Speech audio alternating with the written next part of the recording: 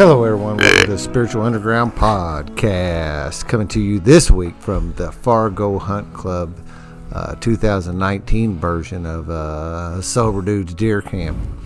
Because you just tuned in to this for the first time, this is a recovery podcast. It's mostly based on 12-step recovery. Most people that you'll hear on here are recovering from alcohol and addiction, and they've recovered through the 12 steps. But we do play around with some other things, and we got some nicotine cessation on here. We got some divorce recovery. We got some people finding their true voices through other avenues. So we just like to explore this whole recovery thing in whatever means presents itself. So that's what you're listening to. It had been brought to my attention that folks, when they might just bop onto it, would like to know what the hell they're maybe getting themselves into. And you maybe should tell them that out of the first few minutes, so I'm doing that today. Music wrapped around this will be by Darren Frank. Go to spiritualunderground.org for show notes and pictures of guests and other kind of things like that, links to the podcast. My little wood shop, dtmww.net, handyman woodwork stuff, services for Louisville metro area. And 12-Step Spiritual Recovery. You want to go out and buy that book from Amazon. It's a 12-Step Spiritual Recovery from James Christopher Cone. Go buy that. Put some of these tools in your tool belt. So last year we decided, I've been having these retreats down to camp, just another way I get to participate in my recovery. And I've been doing 2 a year for a while, and I decided last year I really didn't feel like doing a fall one. And I transitioned the fall one into a hunting camp. Have a few of us down here, a little more intimate. What in May this year we had 32 guys around the fire at one point. You can't really hunt that many down here. You can't have that many staying in the cabin. We had tents set up and all kinds of stuff. So, but last year I kind of transitioned to fall one just to see what would happen into a deer hunting trip. We come down here on the first weekend of muzzleloader season in Indiana, and seemed like it was 6 of us. Might be short one, but I think it was 6 of us all told. And came down and hunted, colder than hell. Had a great time. Everybody seemed to enjoy it. We decided to do it again this year. Some guys couldn't make it. Some new people, some people who were here last year came to get back, and some people who hadn't been to this, who weren't here last year, came for the first time. One of the things I will note is that we were recording a podcast in before there was such a thing as a podcast. Actually, we were still a pipe dream at that point in time. We recorded one not knowing that it would ever be published. It actually sits out there as number 3, the third one published. So last year's deer camp is that, and now here we are at Spiritual Underground Podcast, someplace near crossed over 8,000 listens just recently. So what a difference that makes from last year to now. That's cool as hell. So thank you all for listening to us, and we'll see what we can put together, what we talk about tonight. We don't have any topic. We jaw-jacked him deer. We jaw-jacked last night a little bit, and when we did record it, I don't know what I'll do anything with it. This is hopefully tonight. Well, we'll just see what happens. This is the one I'm planning on keeping. Let's go around the room. Well, y'all heard me. I'm Dan. Let's go around the room and introduce ourselves so we know who this. So you guys out there know who this panel of misfit toys is here at the 2019 version of the Fargo Hunt Club Sober Guy Deer Camp. I am Nick. Hey, Nick. How's it going, brother? I'm Brian. Hey, Brian. Tony. Hey, Tony. Shane Gibson. Hey, Shane. So, just so everybody gets to hear some voices, we'll do it's almost like a sound check. What's up, Nick? Tell me a little bit about what's up and what you feel like. Oh, man, I'm juiced to be here. Second year. I was here last year, and I remember that being able to do that podcast. Man, it's exciting to do things like this with a group of guys when this used to be, honestly, I feel like I went fishing and hunting to have an excuse for my drinking to look normal, because this was one of those times where everybody had a flask in their ammo bag or their tackle box, and so I got to blend in a little bit. So it's cool to flip the script on that, do it in a different way. Now, with being in better shape and the practice of meditation, it makes sitting in the woods a blast. Yeah. Because it doesn't hurt me to get there, and when I'm there, I'm okay being by myself. Yeah.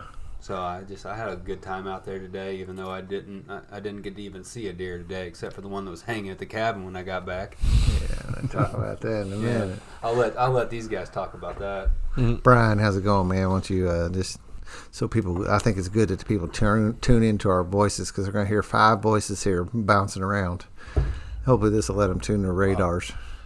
Yeah, Brian, I'm just grateful to be here, really. And I mean that sincerely. This is the first hunting trip I've had sober, and I had a lot of memories come back today of all those. I used to have a lot of hunting trips back in the drinking and the doping years, and a lot of remorse and guilt, a lot of pain came in at times during the day. I did a lot of meditation out there. Fell asleep once, had to wake up and do some more meditation. Felt restless at times. Oh, yeah? At times I had a total peace, man. It's been a kind of it's been a good day. It's good to be here with you guys so I can come in here and unload this shit and not have to worry about it, Yeah. I'm not here by myself, so you guys understand me. You understand where I'm coming from. And I'm just really grateful to be sober and be around some guys that are all on the same path as me. And the food is fabulous. Yeah, no doubt, man. I mean, we've had some seriously good food. Absolutely. We'll talk about that a little bit here in a little bit. One of the things about that restless side of things, I always find that, and when I come into deer season period, I have trouble, and it takes me some time to like acclimate where I can actually be okay out there, Right. And so some of the stuff I'm doing when I first come down, the first few weekends I come down and hunt, hell, I'm practicing these principles. I ain't really I'm hunting. I'm trying, but I can't settle down, and it takes a little bit for me to get settled. And I think that I do the meditation on a daily basis. I do 10, 11 regular, and I think I'm really, pretty peaceful because that's the gift of spiritual awakening, is peace of mind, right? Which is what I traced my whole drinking career, and then I get out here and the phones are gone and the TVs are gone and all the ruckus and the commotion and all that's gone, and I'm like, oh. Yep. And at home we just go, and then you get here and it's like, oh, now what I do next? Yeah, that's what sometimes I was like, what am I going to do next? Oh, you sit here and breathe and wait for the damn deer don't ever show up. Take a break. They take a hiatus today. They'll be back tomorrow. Yeah. Super. Tony, how's it going, brother? I'm doing great, Dan. How are you? You know me. I'm grateful to be here. First sober deer camp. I'm excited to be here. I can relate to having to slow down and break from the normal and just be all right being here and being present. And that's a gift I have today, and I'm grateful for that. We seen a deer today. Somebody else shot a deer today, but I seen it be shot, and I seen it cut up and processed, and I got a chance to learn a lot today, so I'm grateful for that. So I'll let some other people talk about that. But I'm grateful to be here. I didn't come necessarily just to hunt. I came more for the fellowship, and I got to hunt. So I got to. Yeah, we know what you mean. I could elaborate there. So, yeah, you guys have heard all these guys' stories on the podcast. So if you go back if you want to go listen, all these men here around this table today have shared with you, have taken their time to share with you and tell you about where they used to be and where they're at today in this doing this recovery thing we do. Shane, how's it going, brother? Great, man. Shane Gibson, an alcoholic addict, all those other things too. Man, yeah, I'm grateful to be here this weekend, second year. It feels good to get here and disconnect and reconnect at the same time. Disconnect from all the busyness and chaos of the world and be out here and just reconnect with my higher power and nature and just be, we took a few moments to take some deep breaths earlier last night, and man, after I got done with that, I opened my eyes and I really felt connected, dude. Like seriously, that one was really good for me. I needed it, and I felt so connected to all of you all. It was a really cool experience for me. Yeah, I'm just excited to be here and excited to be on this mic again, talking 2 years in a row, and we actually got something so far this year. Hunt ain't over yet. I think there's some more stuff going to go down tomorrow. I'm looking forward to that. So this is a hunting trip. Yeah. And we get to have we had last year we didn't have any nobody killed anything. I was getting ready to say we didn't have any success, but that's bullshit because I do not count my hunting trips on the success is not based on whether if I kill something, see something, or any of that really ever for me. Hunting trips are successful every time because I get to come out here and recharge and And in these times like this, whether if I'm down here by myself like I was a couple weeks ago in that one of those last podcasts, or whether if I'm down here with some guys, I never had anybody, and the sober hunting thing is new for me too. I mean, even though I've been coming down lately, for the past few years, most of my sober hunt camp has been by myself or with me and my dad. And most of the other people came around were drinking. So this is kind of a little bit new to me too. And fuck, I totally dig it. No, it's just, there's nothing more in my heart anymore, and like having, to be able to share this place with y'all, whether it's retreat or hunting or what it is. But the place was built for hunting. That's why we built it. Mm-hmm. And it wasn't, just come down and hang out, okay. But the place was put together so we had a place to hunt. So get to share that with you all, and once in a while somebody has some success doing this thing called hunting. So the guys who took part in that, what happened this morning? You want me to say something? So Tony, I've been deer hunting ever, right? No, this is my first time. First time ever deer. Back in the day when I was a kid. What'd you say? Organized quail hunting. Fishing numerous times. As far as hunting, it's definitely any decent sized game. This is the first time. So it's pretty exciting. Went out yesterday for a little bit, kind of hung out in a tripod stand, made my way around the grounds a little bit to check things out. Really didn't see anything. Was kind of getting in the mind frame of been patient, been present, and kind of just letting things happen as they are instead of the way I want them to be, because that's kind of the way things work out sometimes. But this morning we get up, so I'm reading the TSSR book, working the steps, and me and Shane are just sitting there hanging out. We got there before sun up. It's still dark. Y'all did get out plenty of time this morning. I noticed after I sat back down, got dishes done and all that kind of stuff, and sit around, I was like, well, fuck, it's still dark. Yep. And, y'all been gone for a little while. It was about an hour, 30 probably. minutes before I felt like I was able to fire a shot. Yeah. But you were out in time as far as I guess it's just the way it was this morning, because the sunrise, Overcast. I think, was 7:35. I think is what it said. So that make it the overcast 7:30 would have been 7:06 would have been technically the shooting time. So y'all got out before it was dark, daylight. We got out there before. That's cool to sit out there and watch it get daylight. Oh, hear the birds come. The whole forest. So we heard a turkey. We heard turkey gobble. Yep. Yeah, a few different things. Woodpeckers, coyote. It started to sprinkle. So we were hanging pretty out quickly. there. Was that before? Did it start raining before daylight or after? Yeah, right When it at. was coming up. Yeah. So we were hanging out. I was reading my book. I think Shane was watching what was going on. I'd look up Shane was occasionally. paying attention. You weren't. Mostly. After about an hour, nothing happening. So our narrator over here. Yeah. So I'd look up every once in a while, and I think Shane was watching, and then all of a sudden we see a doe just getting it, just cutting through. Didn't slow down. Didn't look twice. Just running. And so Shane was like, I bet a buck's chasing her. I was like, all right. He pulled his gun up. He didn't shoot. I was waiting for him to shoot, so I plugged my ear because he was on it. But that deer was fast. The doe. The doe was fast. And so about 2 minutes later, you just see a buck. And I'm like, oh, shit. Just out of my peripheral. And then the next thing you know, it's, he makes a call and then lays it on the ground. So it was pretty quick. Did you recognize that it was a reasonable buck right off the bat? What was your personal thing on it? I mean, like, Yeah, 'cause I know it's like there's some I noticed the rack. perception and some stuff goes on with there's some things we call, sometimes we come into like what we call ground shrinkage, where you look at a deer and you think it's a lot bigger than it was, and you shoot it and you get down ground, and you go, whoops. This was a respectable deer. It was, I should have measured it, but I'm gonna guess it was wider in the ears for sure as a 9 point. So it's going to get up to be, usually ears are about 16. I'm thinking about 20. And I don't think it's 20, but I'm going to say it's 17 16, 18. inches if I put a tape measure on the inside. So it's definitely a respectable buck. But did you, because one of the things is I'm a little bit curious is, did you know that as you've seen it as a first time hunter, did you know that's a decent buck right there? Or I noticed it was at least a 6 point, and I saw the doe run past, and I thought that was a pretty decent size for what it was doing and how fast it was going. So, and that the buck was just as big as the doe, if not a little bit bigger. So, but I did notice the points and that it was at least a 6 pointer.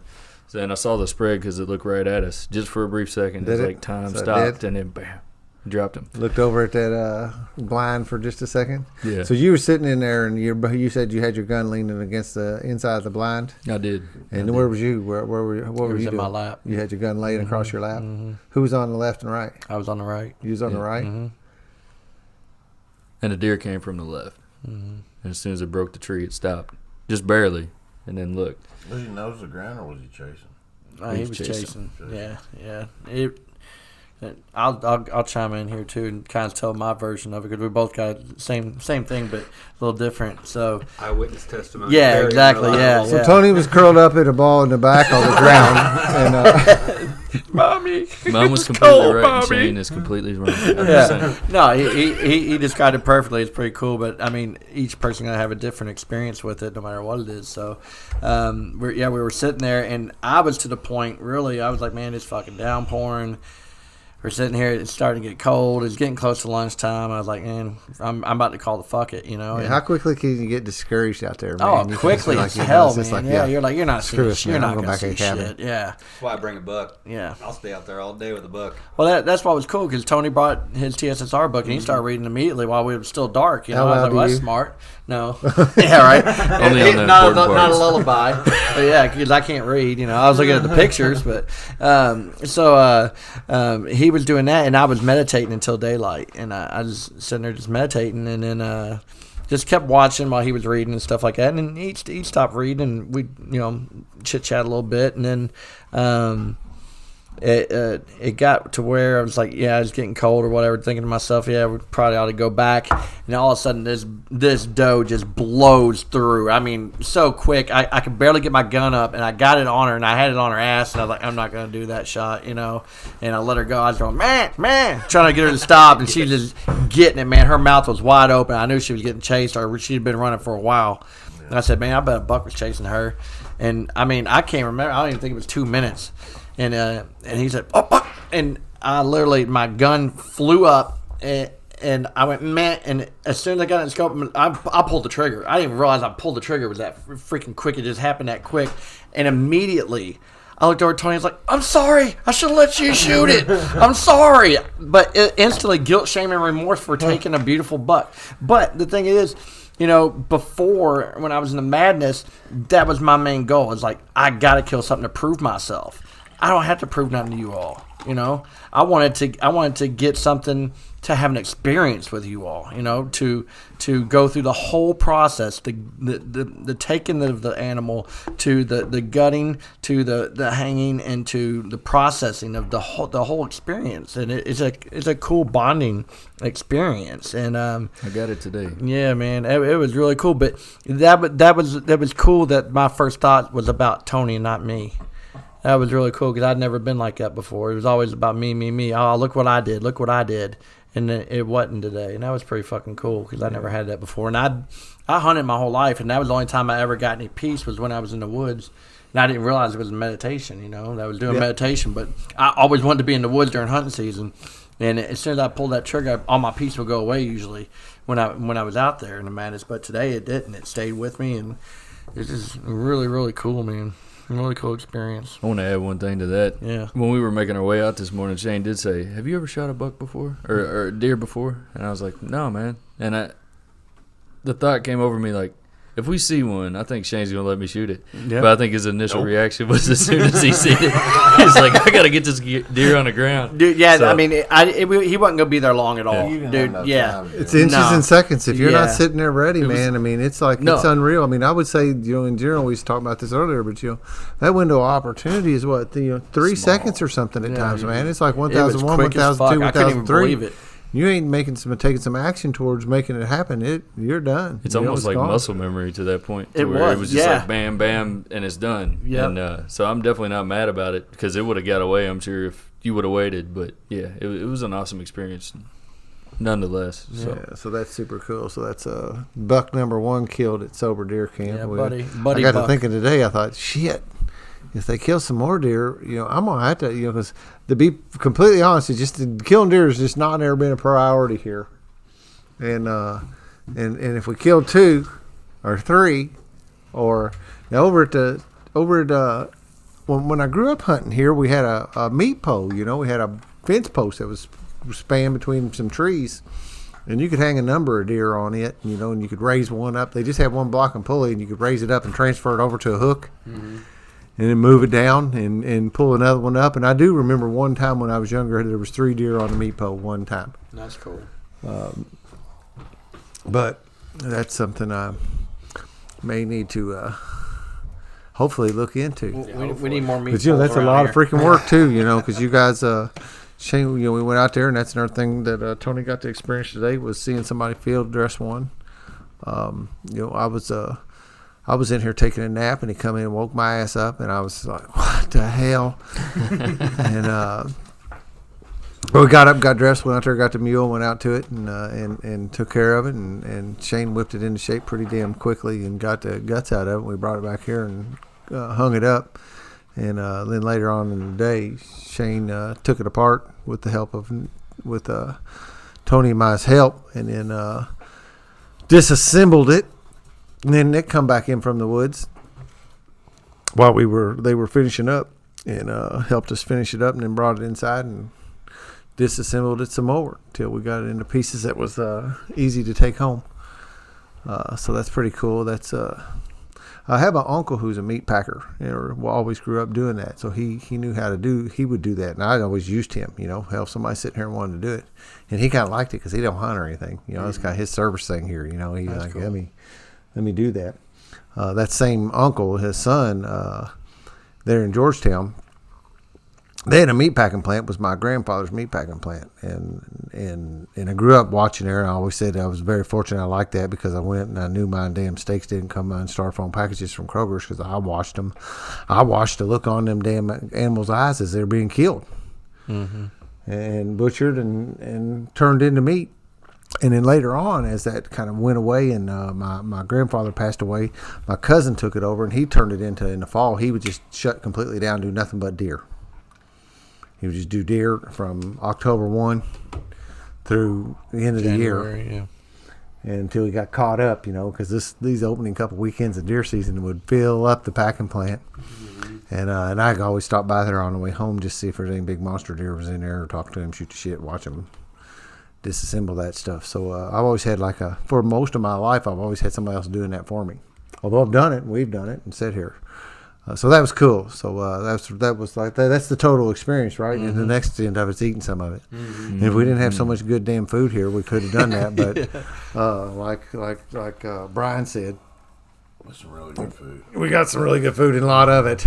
Yes, sir. And it's kind of like that's when we were talking about like cooking some deer tonight. I'm like, golly, we already got all this, and then we're gonna have some more. Eating like kings. But it's cool. It's I like it. Obviously, it's cool that we finally put one on the ground and somebody did it. And it probably ain't ever gonna be me. Well, I shouldn't say it's not gonna be me. So I'm here to help y'all kill some deer. That's what I want to happen. Yeah, we're all here for each other. It's a cool aspect of it. Now that we get to take the ego out of some of this stuff, we get to function more like, to me, it's more of the tribe, like where this thing really came from, where, it doesn't matter who puts it down. It just matters that it gets put down. Yep. Because everybody benefits. And, just the ego part of it doesn't matter anymore.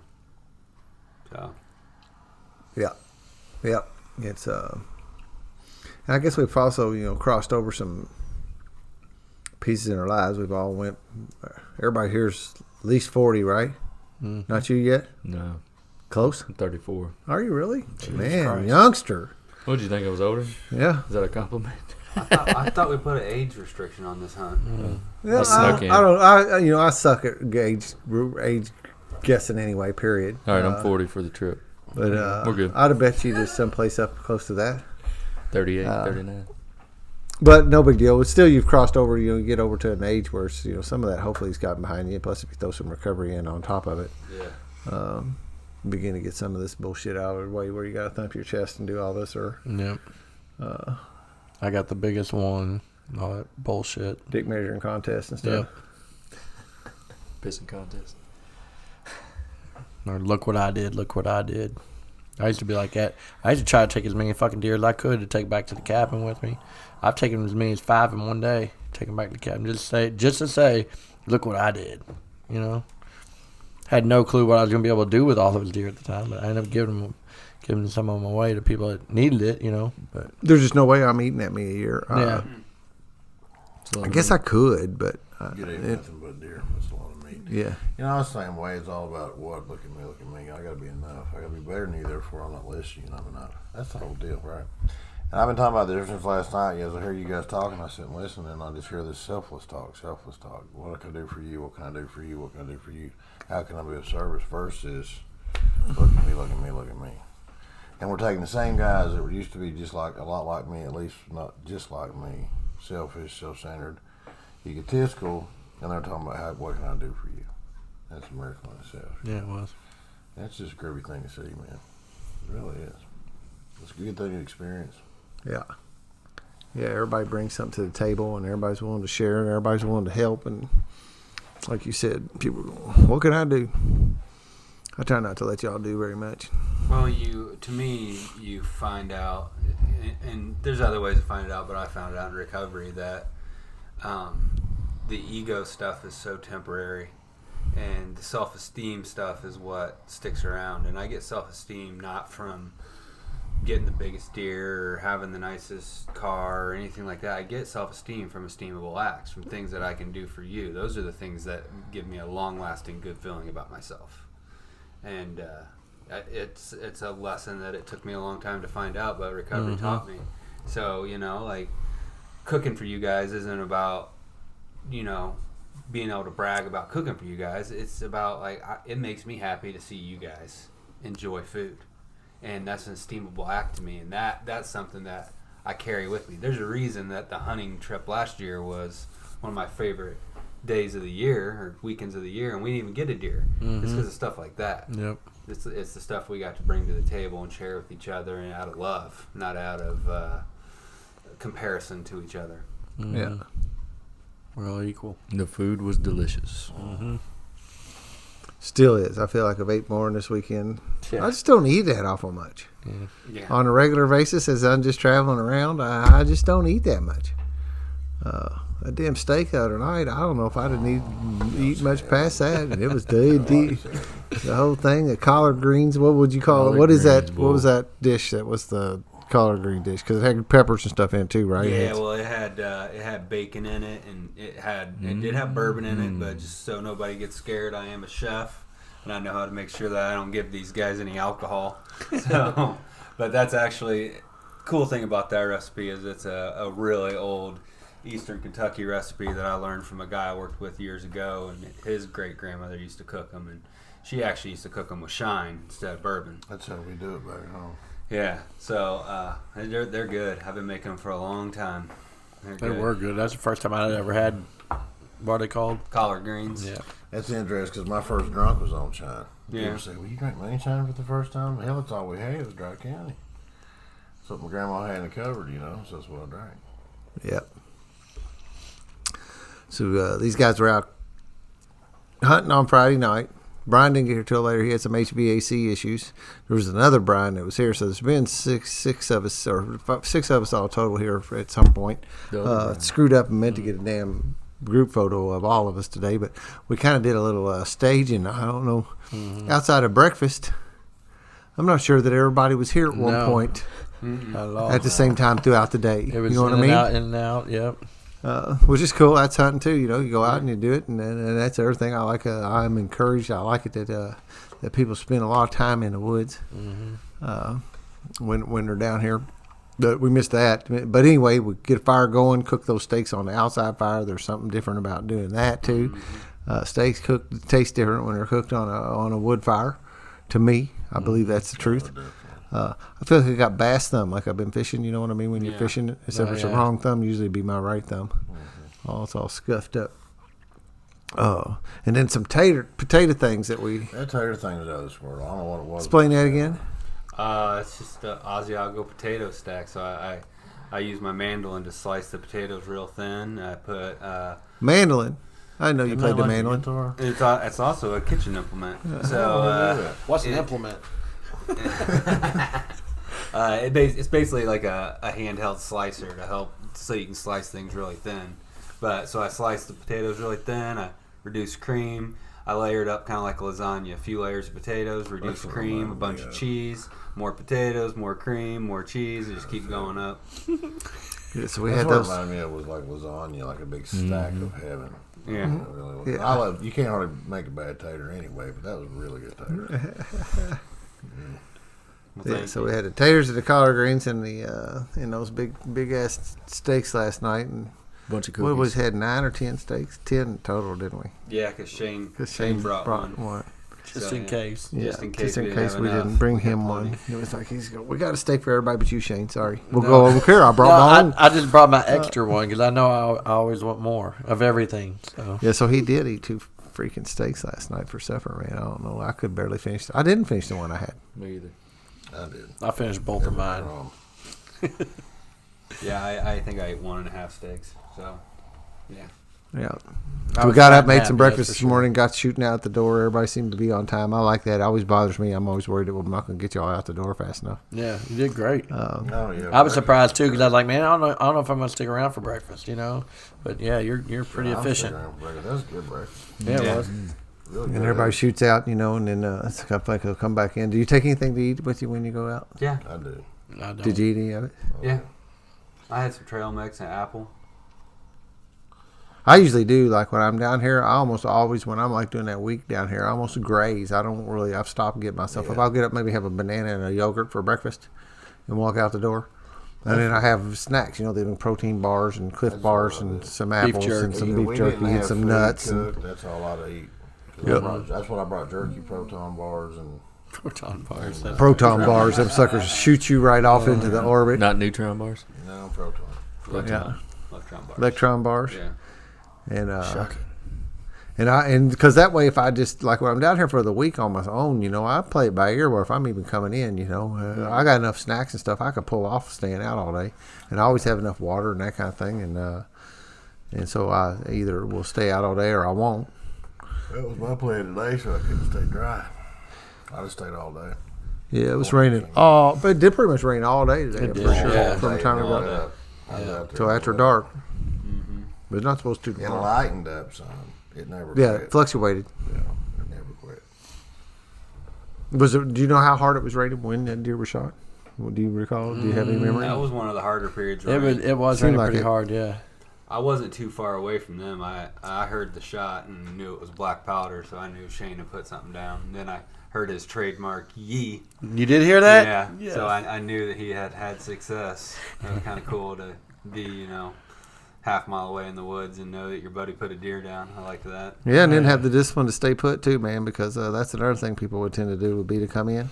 Well, It's like if the deer are moving and somebody just killed one, and I'm gonna quit hunting Yeah. and come in and see what's up. Right. Really, the thing to do is to sit out there and stay put. Plus I you're got wrangling more around. vigilant when I heard him say that because I thought, well, maybe he's going to chase some in my quadrant. Yeah, exactly. Well, it actually, the way we used to have to do it, somebody used to have to come in and help because we were out so far out and didn't have the floors. It was nice to know. When I heard the shot and I heard the mule, I was like, well, he's good. Yep. Yeah, and that's I part of listened, one of the I reasons heard it, why I I was stay back here Yeah. during this time like this, so that I can help Wood and be ready to help or whatever So needs I to heard happen. that, and I heard the mule, and I'm like, well, he's good. So Yeah, that's why I went yee, so you knew I did get one, and then, what was it? Well, And something else I was going to say, I forgot what. if it been any colder, you'd had to crawl up in that carcass, stay warm. I think. Yeah, like, Oh, yeah. Like No way. Anakin? It was like probably 20 degrees colder last year. Yeah, it was Mhm. colder. Yeah. I was comfortable out there today. You guys didn't crawl on the carcass? We didn't have anything to crawl in last year. We'd had to cut Shane open. yeah.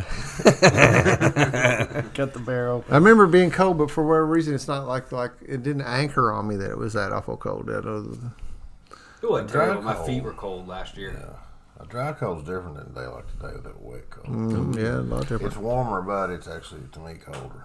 Yeah. If it freezes, gets 20 or so, it's dry. It's frozen. It's easy for me to handle this It's stuff. not as moist out. Yeah. That moisture, man. Gets Got in your me bones, today, yeah. I know what I was Plus, going to usually say even on now. them cold days, around here, the sun will come up, and in a little bit, and whether if that's a placebo effect or if it's for real, when the sun starts shining on me, I'll start feeling a little warmer, But like a day like today, man, it don't ever get any, you don't get any of that, man. You just stay dank and dark and cold all day long. Yeah, I just now switched over to a t-shirt. I finally got warmed up. You were cold I've to been the in bone. for like 2 hours. Yeah. But you're out for a long time. Earlier when I did shoot, I thought Nick had headed back to the cabin and spooked those deer up. And I was like, man, Figured he bumped it. I thought he'd seen them, and he's probably like, man, there goes some deer, and then boom, somebody got it. So I'll get back on the food kick because that's always a part of this thing too, man. It is just as important, eating and getting out of that. When I'm down here by myself, it's and I brought 4 strips with me when I come down by myself, and my brother come down, so we burned 2 of them one night, and which was totally cool. And but today we had Shane's famous Santa Fe soup. Is that what you call it? Yeah, That was really good. For lunch today, and that's easy. They bring us stuff, because most of everything you had was cooked before you got here, right? I mean, the only thing that we've cooked here was really the steaks. Yeah, we had to warm up the sides and cook the steaks. Yeah, And potatoes were cooked here, right? I mean, they were. No, they were. I actually, so that dish, even when I serve it at a restaurant or at home, I pre-bake it like that, and then I cut it and cover it with more cheese and bake it again. Okay, because I'd say it looked kind of raw when you first got it out to me. You know what I mean? It appeared to be because it goldened up when you I put more cheese on top of it when I rebake it. That's the way I've always done it, and also gives me that really nice. If you notice the lines of you can see the stack of the potato. yeah. You wouldn't be able to do that if It was you like a just layer of cooked it cake. once. Yeah. So yeah. So That's the then, whole and idea. you make the Santa Fe soup at home. So then you just bring it, and we just stick. Well, one of the things is sometimes you just set it right on a wood stove, I love that. and we'll give him one. That was 1, 2. Was there? There's only 2 cookies left. Well, That there's is an one. epidemic. I'm not eating anymore.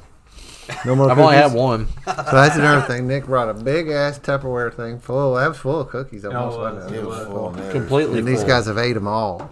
Didn't offer me any. like 3,000 cookies? No, I'm good. And Here's 2 for you, Dan. Come on, Brian. You want one? share you. Sure off of Get you I'm one. good. Really? And Eat 'em. so we had that for lunch, and we always have a backup. We had some bratwurst and stuff, but darn, we have so much food here, it's hardly need it. It'd be tough for me to eat anymore when I'm already eating. Yeah. And everybody would go out hunting again. Some of y'all stayed out, but went on out again and come back in and finish cutting up that deer. And then we had your Peruvian pork stew, right? Yeah.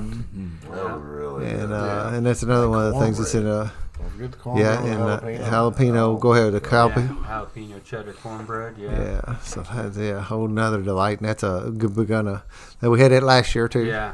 That's just one. I love having a stew on the wood burning stove when you're out hunting and coming back into it. It's just perfect. Yeah, it's in here down in the Dutch oven, and makes it just really easy just to set it on top of the wood stove, and it just heats itself. Just on somebody, I don't know what it was, 4:30, 5 o'clock today, something like that. I just moved it over and set it on the wood stove, and it was hot enough to burn my fingers when I picked up the lid. By the time we were ready to eat it, Yeah.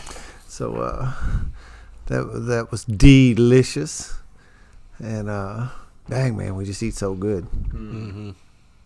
I think I've gained about 2 or 3 pounds. I've gained at least 5. I'm gonna need to lose about 2 here in a minute. Thanksgiving, I don't think that's going to happen, I boys. know, right? Shitter's full. Clark. Yeah, I'm glad that thing ain't getting bad. Ain't getting too full. It's different. I don't when know if 32 people were here. Yeah, anybody been out there lately? I was out there before I went back out. Heater's still going. I know you said something about it. I'm a little worried. I got more propane out there. I'm just waiting for it. I figured. I don't know. I have a feeling that it's been a while since I changed the propane tank on the outhouse. So we have was a spurt. that's a lot of people using it, and it's warmer. The cold weather helps too. Yeah. And I dumped a ton of lime in it over the last few weeks. We need to get a capacity sign on that thing. You ever get down there and mix it 28. up? Yeah, Stir it up real I good. can just barely reach it if I hang down by my ankles. I saw some lighter fluid in there. You just need to light that shit and burn it up. Like you do in, what's that movie, Platoon? Is that what you do? You might need to Burn stand it. back a little bit. I don't think I'd want to do that. No, it'd go up in flames. That'd be the outhouse too, though. We just Yeah. pick it up and set it over. That's what you do, when it gets filled up. Drag it over a little, dig a new hole, drag it over a little bit, throw the dirt in the new hole. I wonder what's in the bottom of it. What's in the bottom of what? Grow you some That crops. shitter. Yeah, that's Shit. part. There's probably Shit's more than in the just bottom. shit in there. Dirt. There's probably some money and stuff like Oh. that. And, people drop Pistol. shit down there by accident. Yeah. You got a pistol on me. I have always been scared to have a belt gun on, and have Mm-hmm. it fall down in there. You do something, drop your damn telephone in Well, there. that's what. You're out there surfing to Google when you're in the outhouse, and no, we don't have no do that. there. I don't worry about that here. That's what them people do when they go searching old places. They look for where the privies were, and they dig there because they usually find old coins and stuff in there. I'm good. I'm not gonna. Yeah. Last time we dug it 100 out, years old it was poop. deeper than me. I dug that some bitch out to where it was deeper than me. I was I standing look in the down bottom and of the I'm hole. like, that's pretty good. Oh, Yeah, and you it's know, been I and need- it's old now too. I mean, it's been around for a while. We've been using it for a little while now. I remember we dropped a 55-gallon drum in it down in the top of it so it wouldn't collapse. Like but there's a term for that when you're digging trenches and you put those Shoring. So I didn't want to dig a new hole for a while. And around here, you hit rock so often I know a guy. that maybe next time we'll dynamite our ass down to the damn outhouse hole. Never fill that hole up.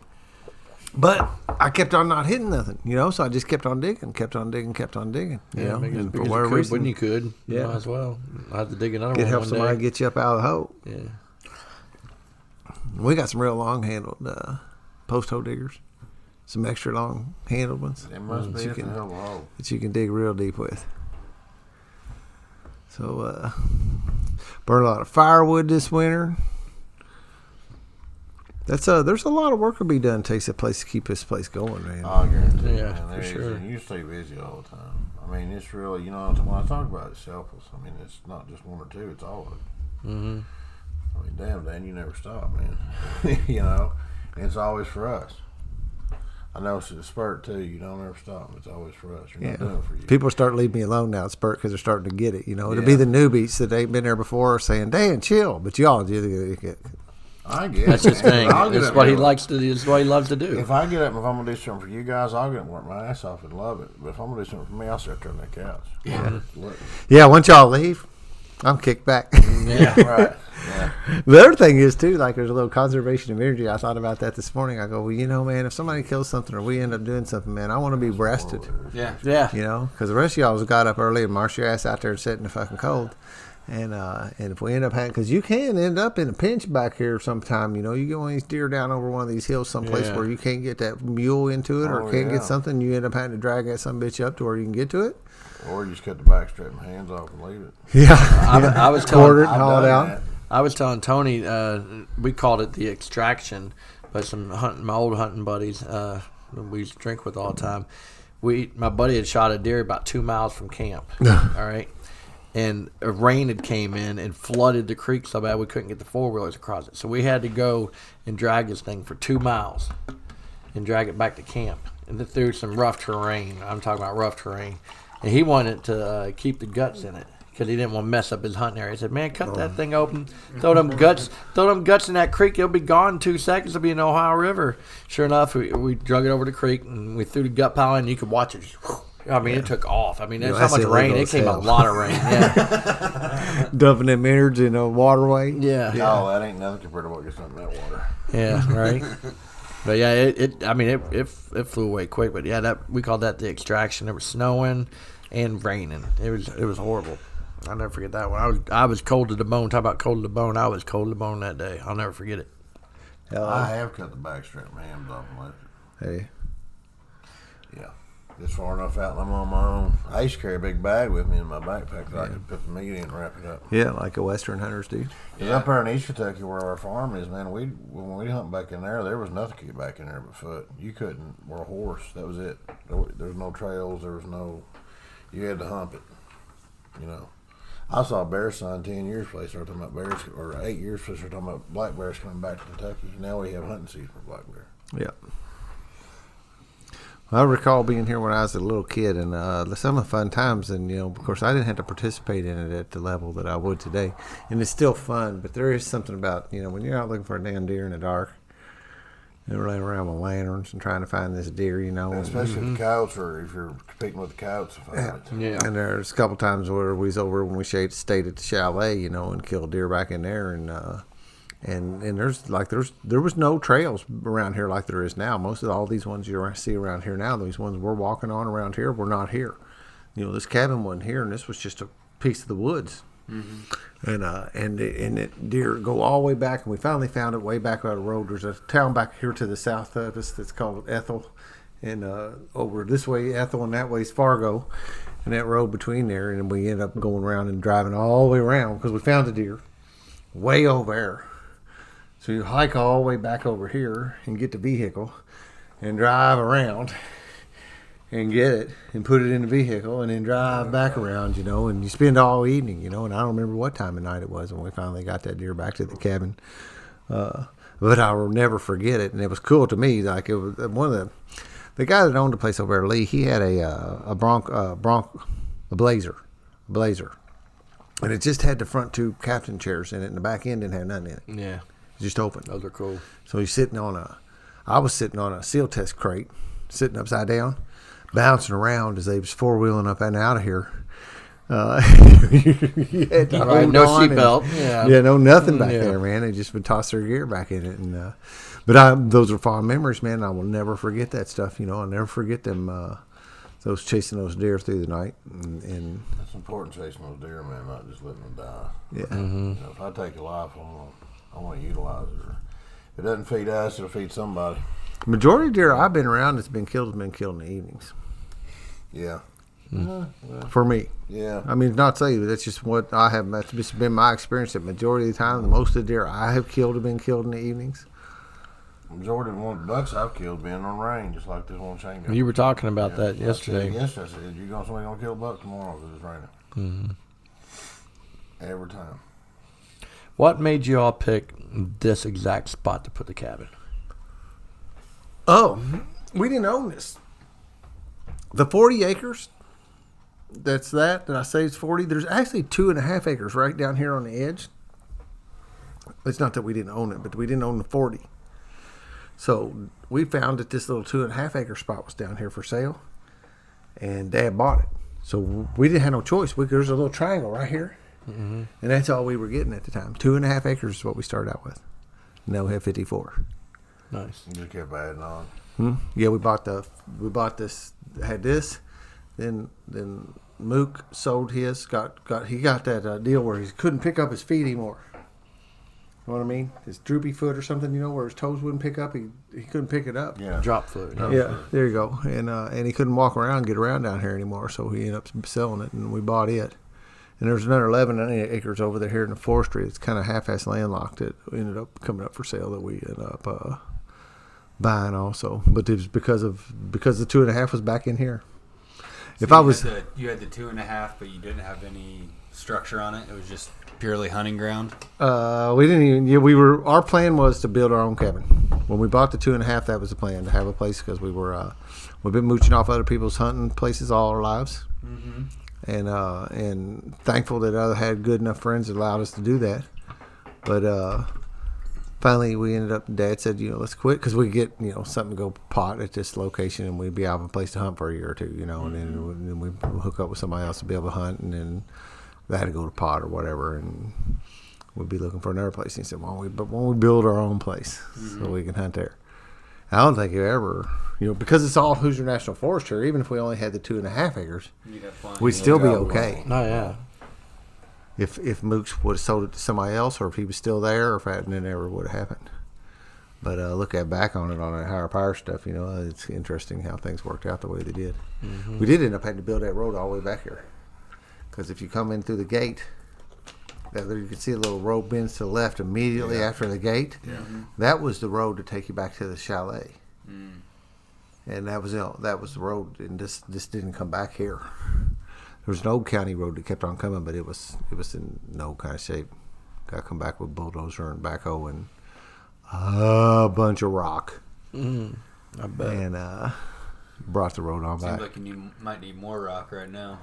Well, we do need some more gravel. I fell off the side on the way back from the phone call. That was the first time ever. So didn't mess Fitting anything for a up. Make-A-Wish, huh? Yeah. It's not a bad job to do that. It's just a matter of getting it back here. That's the hard part. As far as putting it in, it's nothing. I can do that in an hour. The spreading the gravel? I've had a piece of equipment, absolutely. Oh, yeah. Yeah, well, I mean, like they come in to spread the gravel by themselves. Is that what you mean, or are you talking about building the road? Well, just filling in where it's washing off on that one side. So.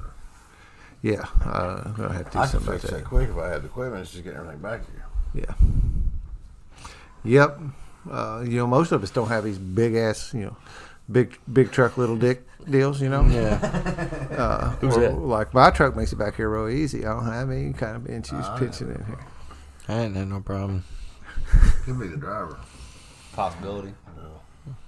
I made it back here. My a few Prius times. makes it back here. Good thing he's got that big lift kit on it, so he didn't get high centered on there, right? When he comes That's dump right, I'll down pop into right that back up. down into that ditch. No big If you deal. wouldn't have raised it, it probably got stuck. I don't know. Maybe. I didn't go off at the top. He didn't go off at the deep part. No, well, you could, if you go on. You're probably talking about up there at that one Yeah. spot there. Yeah. It's just, It's kind of close. So that's how it ended up being back here. And, that was 20 years ago this fall. So That's cool, man. Well, I greatly appreciate y'all building it. very, very interesting how things evolved. Mm-hmm. It's been a nice place to get away. First part in this. Mm-hmm. It's been really, it's been a very spiritual thing out here. I guess the Plus, first there's been a lot of other purpose, spiritual things going on out here too as well. 16, I think. It's on home incarceration, all 15. So, been in March of 16, the Indiana State Convention was in French Lick. And I invited a handful of guys to come down here and go to that. Just kind of trial run. Once again, I didn't know if anybody would want to come. It seemed silly. It seemed like a real pain in the ass. Why would you want to do that? And it turned out to be really good. And then it was in May we had the first spurt. And everything's history since then. The 2020 Indiana State AA Convention is in French Lick again, come up in April. Really? Yeah. How far is French Lake from here? Take about a half hour, 20 minutes, half hour driving from here to there. Well, Yeah. here, y'all come up and Yeah. That's why I was I going wanna to throw it out there and see do who. Mm-hmm. And really not any real limit to how conventions, many we could do with that. It's not like we're hunting. It's not like I think it's the 17th, 18th or something of. State convention's a lot of. It's a different experience. It's fun. Yeah, it is. Also, the next spurt, isn't it on the next eclipse? No, that'd be a little bit. Huh? I thought it was this year. Nope, 2024 is the next eclipse. I don't know why I thought it was 2020. What's that joke? I saw a thing come up on my Facebook feed the other day. It was 2017. And it said, somebody asked me the other day where I saw myself in 3 years. And I said, I told him, I don't know. I don't have 20/20 vision. From Nice. 17 to 20. Nice. It's going to be 2020 in just a minute, man. Yeah. It's hard to wrap around, ain't it? It goes. How's it go? The days are long, the years are fast. Mm-hmm. Yeah. 2020. Especially after you have children, man. It seems like time just flies by. My kid's gonna turn 9, and then just in a few more months, I'll be in the 5 year. It's just, where did it go? Mm-hmm. First 2 were slow, and then all of a sudden, Yeah. last 3 have just been a blink of an eye. Mm-hmm. Truly, blink of an eye. I remember first grade, and then or kindergarten. I remember kindergarten. That was a big deal. Taking them to kindergarten. Your kid's kindergarten. My kid. And that was about 2 years, and then all of a sudden, next thing I know, they're in 3rd grade, turning 9, and Tuesday, Dustin turned 16. Nice. Yeah, my Great. twins turned 10 May 5th. And Brian's got twins as well, boy-girl twins as well. When's their birthday? Coming up next. December 7th. Yeah. Expensive little shits because I got that. Then Christmas right around the corner, and you got to have separate parties. Yeah. Yeah. Yeah, Dustin, for the past bunch of years, every time his birthday comes around, it's always right here on Thanksgiving week, so we don't usually do something during Thanksgiving. And ever since he was 10 years old, he's been wanting to come down here, and I bring a carload or however many people how many friends he can bring down here. When he was 10, I invited parents and stuff, dads and shit too. And so they came down too. And hell, I think he had, when he was 10, I think he had, 8, 9, 10 kids down here with him. Yeah. That's cool. But it's kind of whittled down now, and plus the other thing is I will haul as many. I can put 3 across my seat in the back and 1 in the front. So I said, I'll haul 4 with you. And they come down here and they stay up. They stay up all night long. And I just let them stay at the chalet. I said, get out of my hair. Y'all stay over there and let me do what I do over here. Let me know when you're hungry. Right. And all that. So a couple years ago I'm here, And I was muzzleloading hunting. It was muzzleloading season, and I was just screwing around and really just dicking around while they were here, right? And they're out there on a mule, and they're running around. You hear it, and so I go up on this ridge where you were at, and plus I can hear from there real good.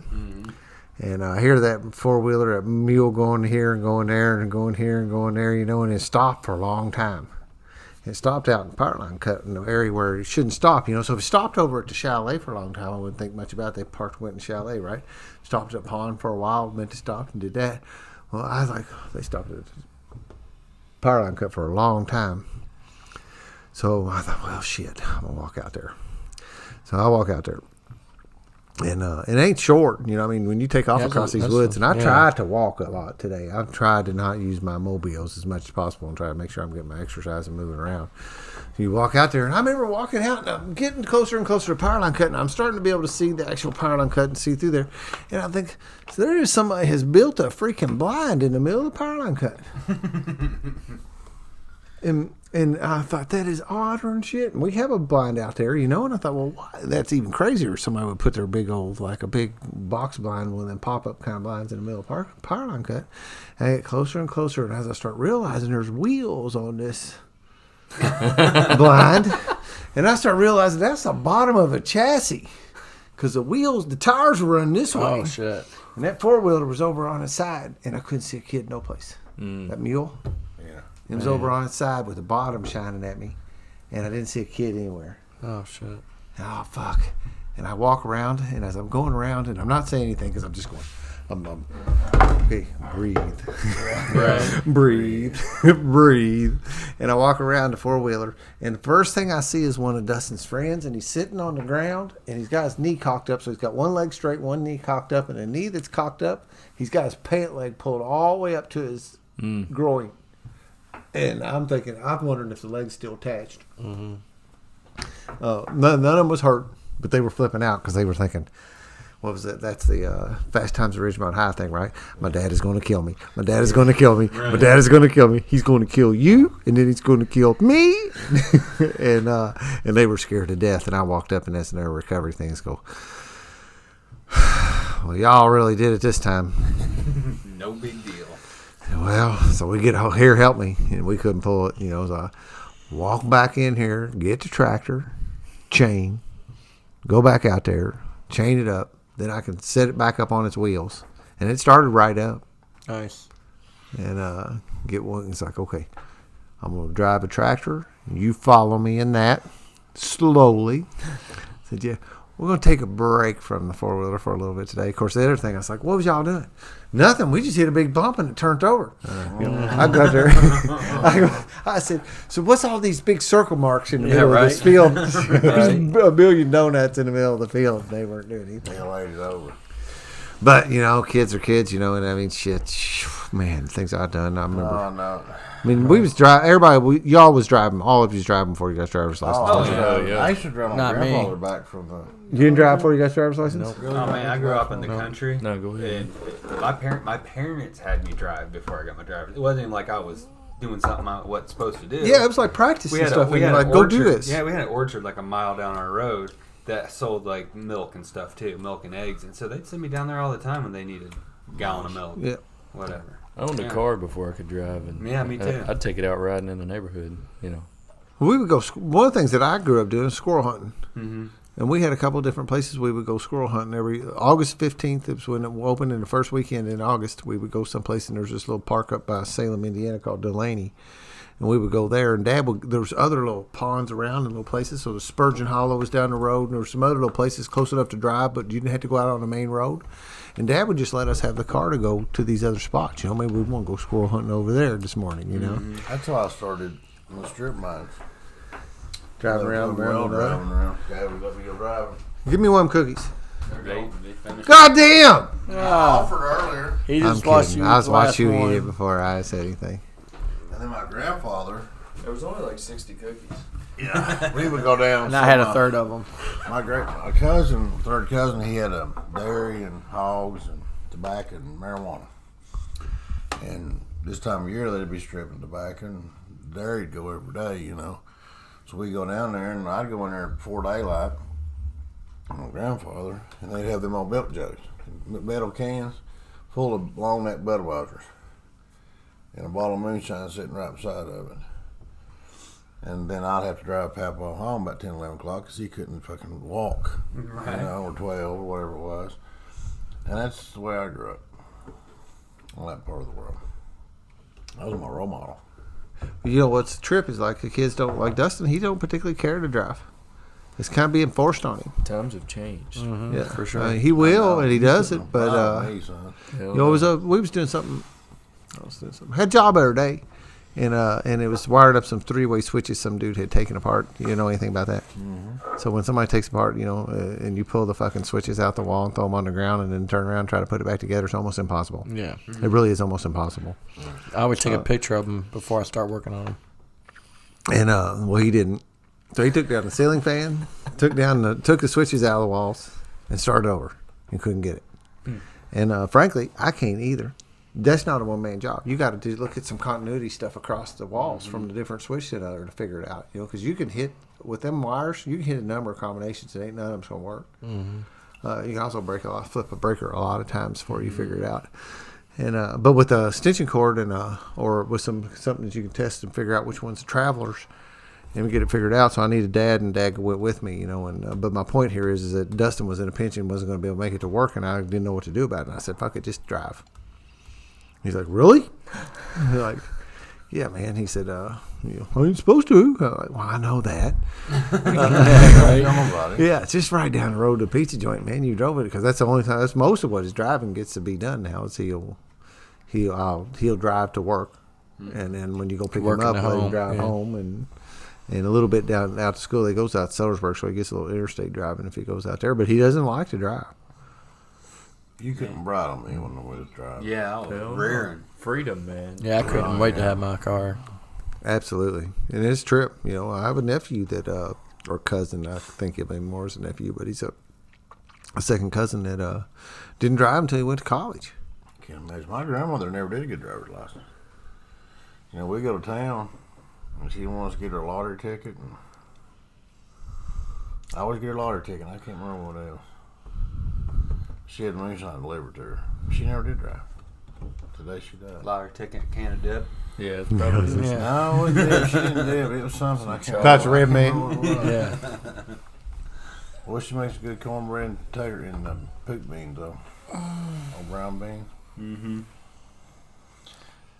Yeah. No, she never did drive. And then I had a cousin that never did drive either, and I never understood that either. Mm-mm. I think she was scared, you know. Yeah.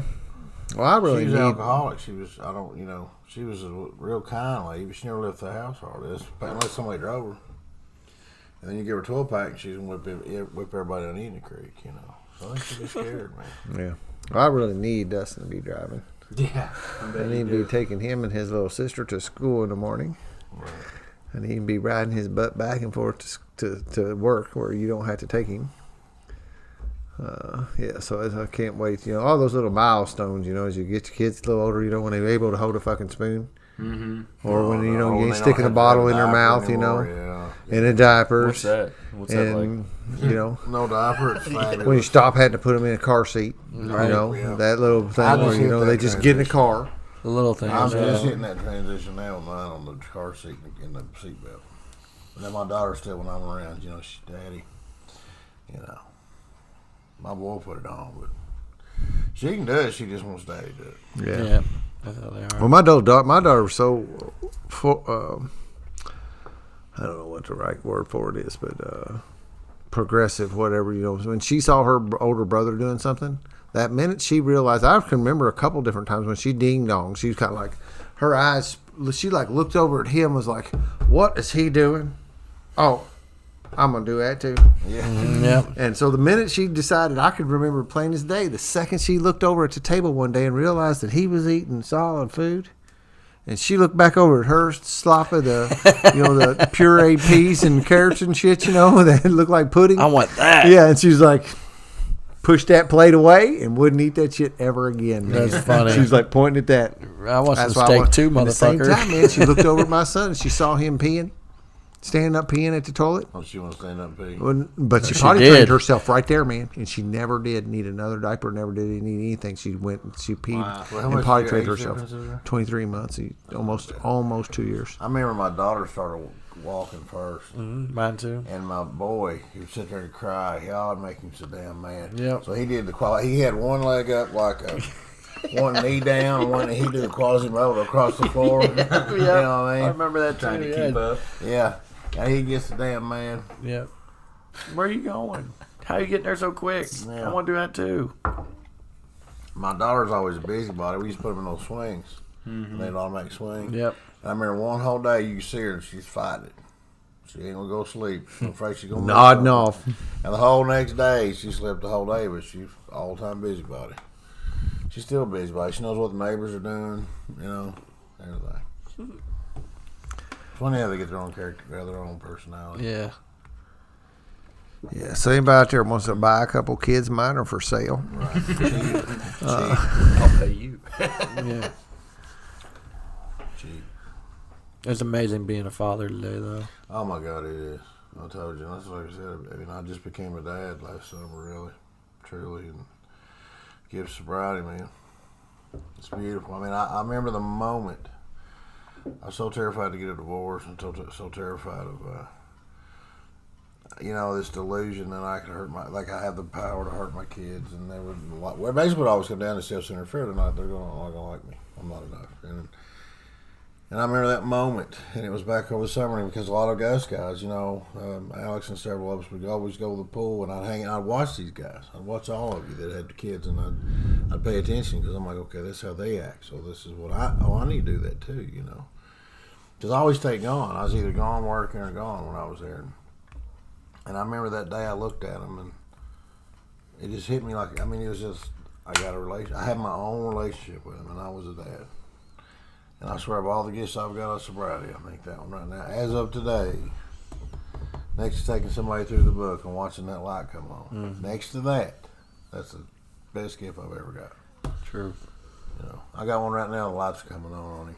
And it's just, Responsive. yeah, his lights are coming on, man. Even my sponsor saw him the other day and said, his lights are on. Mm-hmm. We lose that light. My kids, when we're kids, See we it got in the their lights, eyes, and yeah. the lights go off sometimes. You've talked about it before. Yep. And then the lights start coming back on. Yep. And other than that, being a dad. I used to tell my first sponsor, Brad, I said, Brad, I want to be a good dad. He said, just try being a dad. And I said, you old asshole. But he was right, because I wasn't a dad. I wasn't at all. Yeah, you touched somebody with that. Somebody was listening to that the other day on the podcast and heard you say that, and they come back and gave me some feedback that really hit them when you said that. Quit trying to be a good dad, just be a fucking dad. Yeah.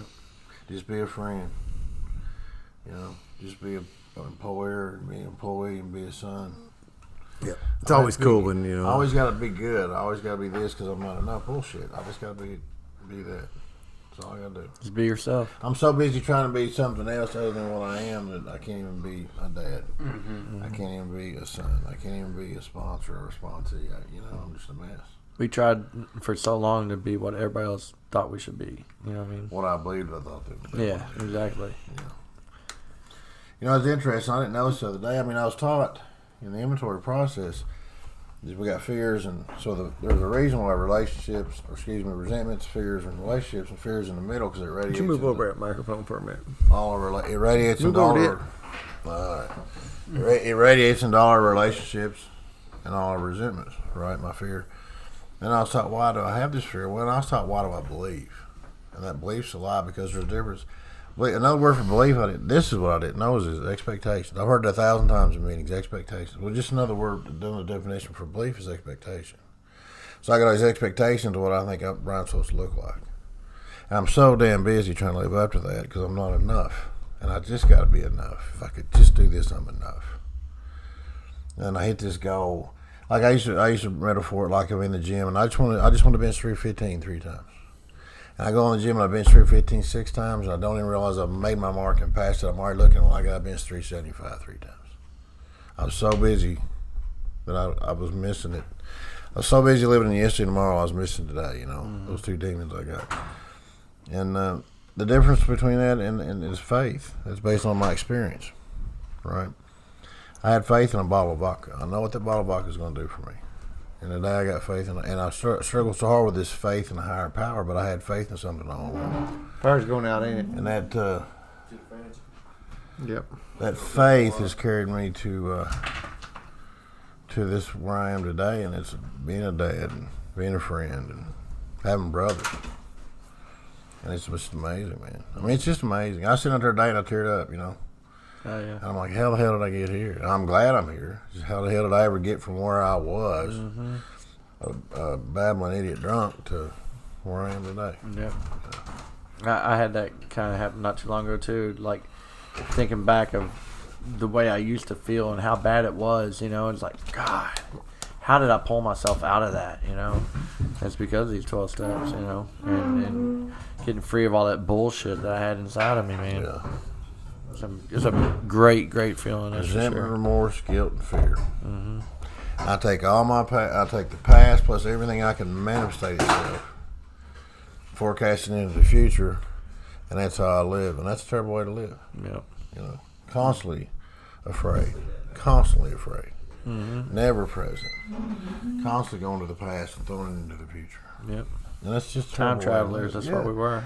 Time travelers. Yeah, there you go. God, I was miserable, man. You know, I gotta have relief. Can't have a relationship, not real. Can't be a dad, can't be any, you know.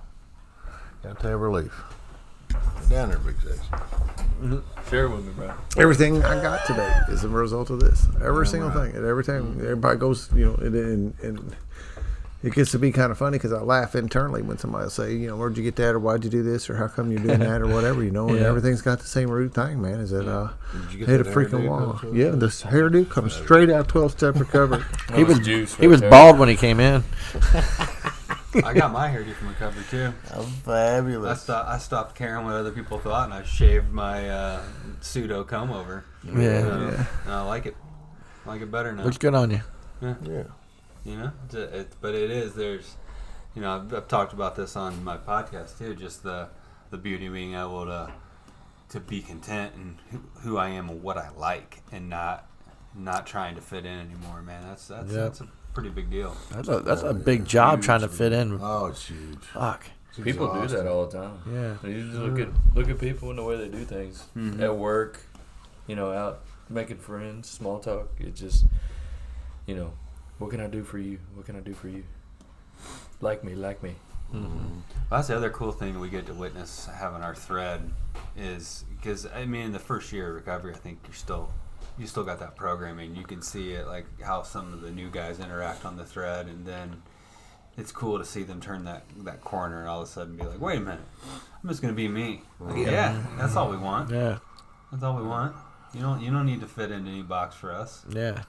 I just want to be who God designed me to be, and I want to be transparent. That's my dream before I die. I want to die sober before I get there. I want to be transparent. No facades, no masks, no bullshit. Yep. I'm not there yet, although that's my dream. That's my vision. That's where I want to be before I die. Oh yeah. Completely stripped away of all this shit that I accrue. Living in integrity and authenticity.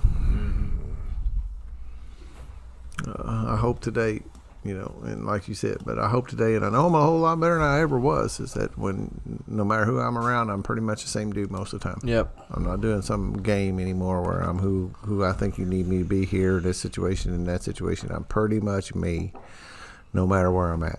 I noticed my voice doesn't even change when I'm around different other groups of people because it used to. Yeah. I had different ways I talked around different people, but now I just talk the way I talk.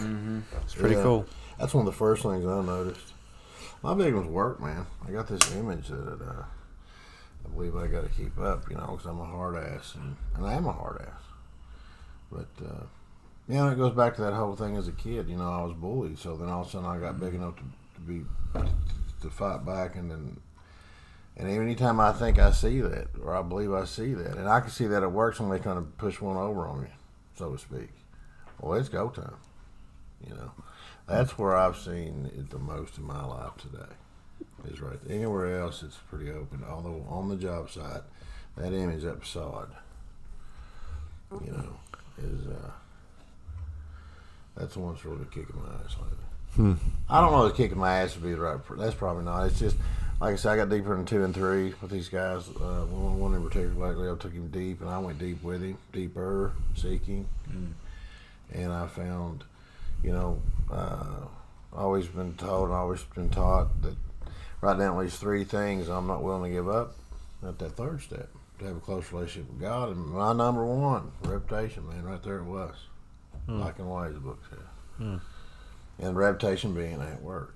Not at, that was it. So it's always a journey, and they always tell me the most important word in all steps is continue. It's not God, it's not powerless, it's continue. Yep. Continue. Keep seeking more. Constantly keep seeking. Because I keep it crew. I pick up new shit, I get rid of old. The whole idea of awakening is in spiritual way is to unlearn. It's not to learn, it's to unlearn, right? Well, then I pick up new shit, I gotta learn it too, unlearn it too. It's never. You talk to somebody 38 years sober, like my grand sponsor, they're still unlearning. So that lets me know that I'm okay. Yep. I know nothing. Although I think I do. Yeah. That's what gets me in trouble. Did you get bit? Evidently. You get bit this time of weather. I saw some right stuff there. out there. Yeah. When we was here last year, I do remember this something. Probably I was looking vampire. through some old pictures, and I remember he was big, I ran across a Bigfoot. snake, a dead snake last year. I It do had been remember 8. It had been half 8. Yeah. Oh, yeah. And, I'm pretty sure I saw Bigfoot this evening. did you? Yeah. Do you have a mirror out there? Yeah. Yeah. It's all reflection. Taking selfies. Yeah.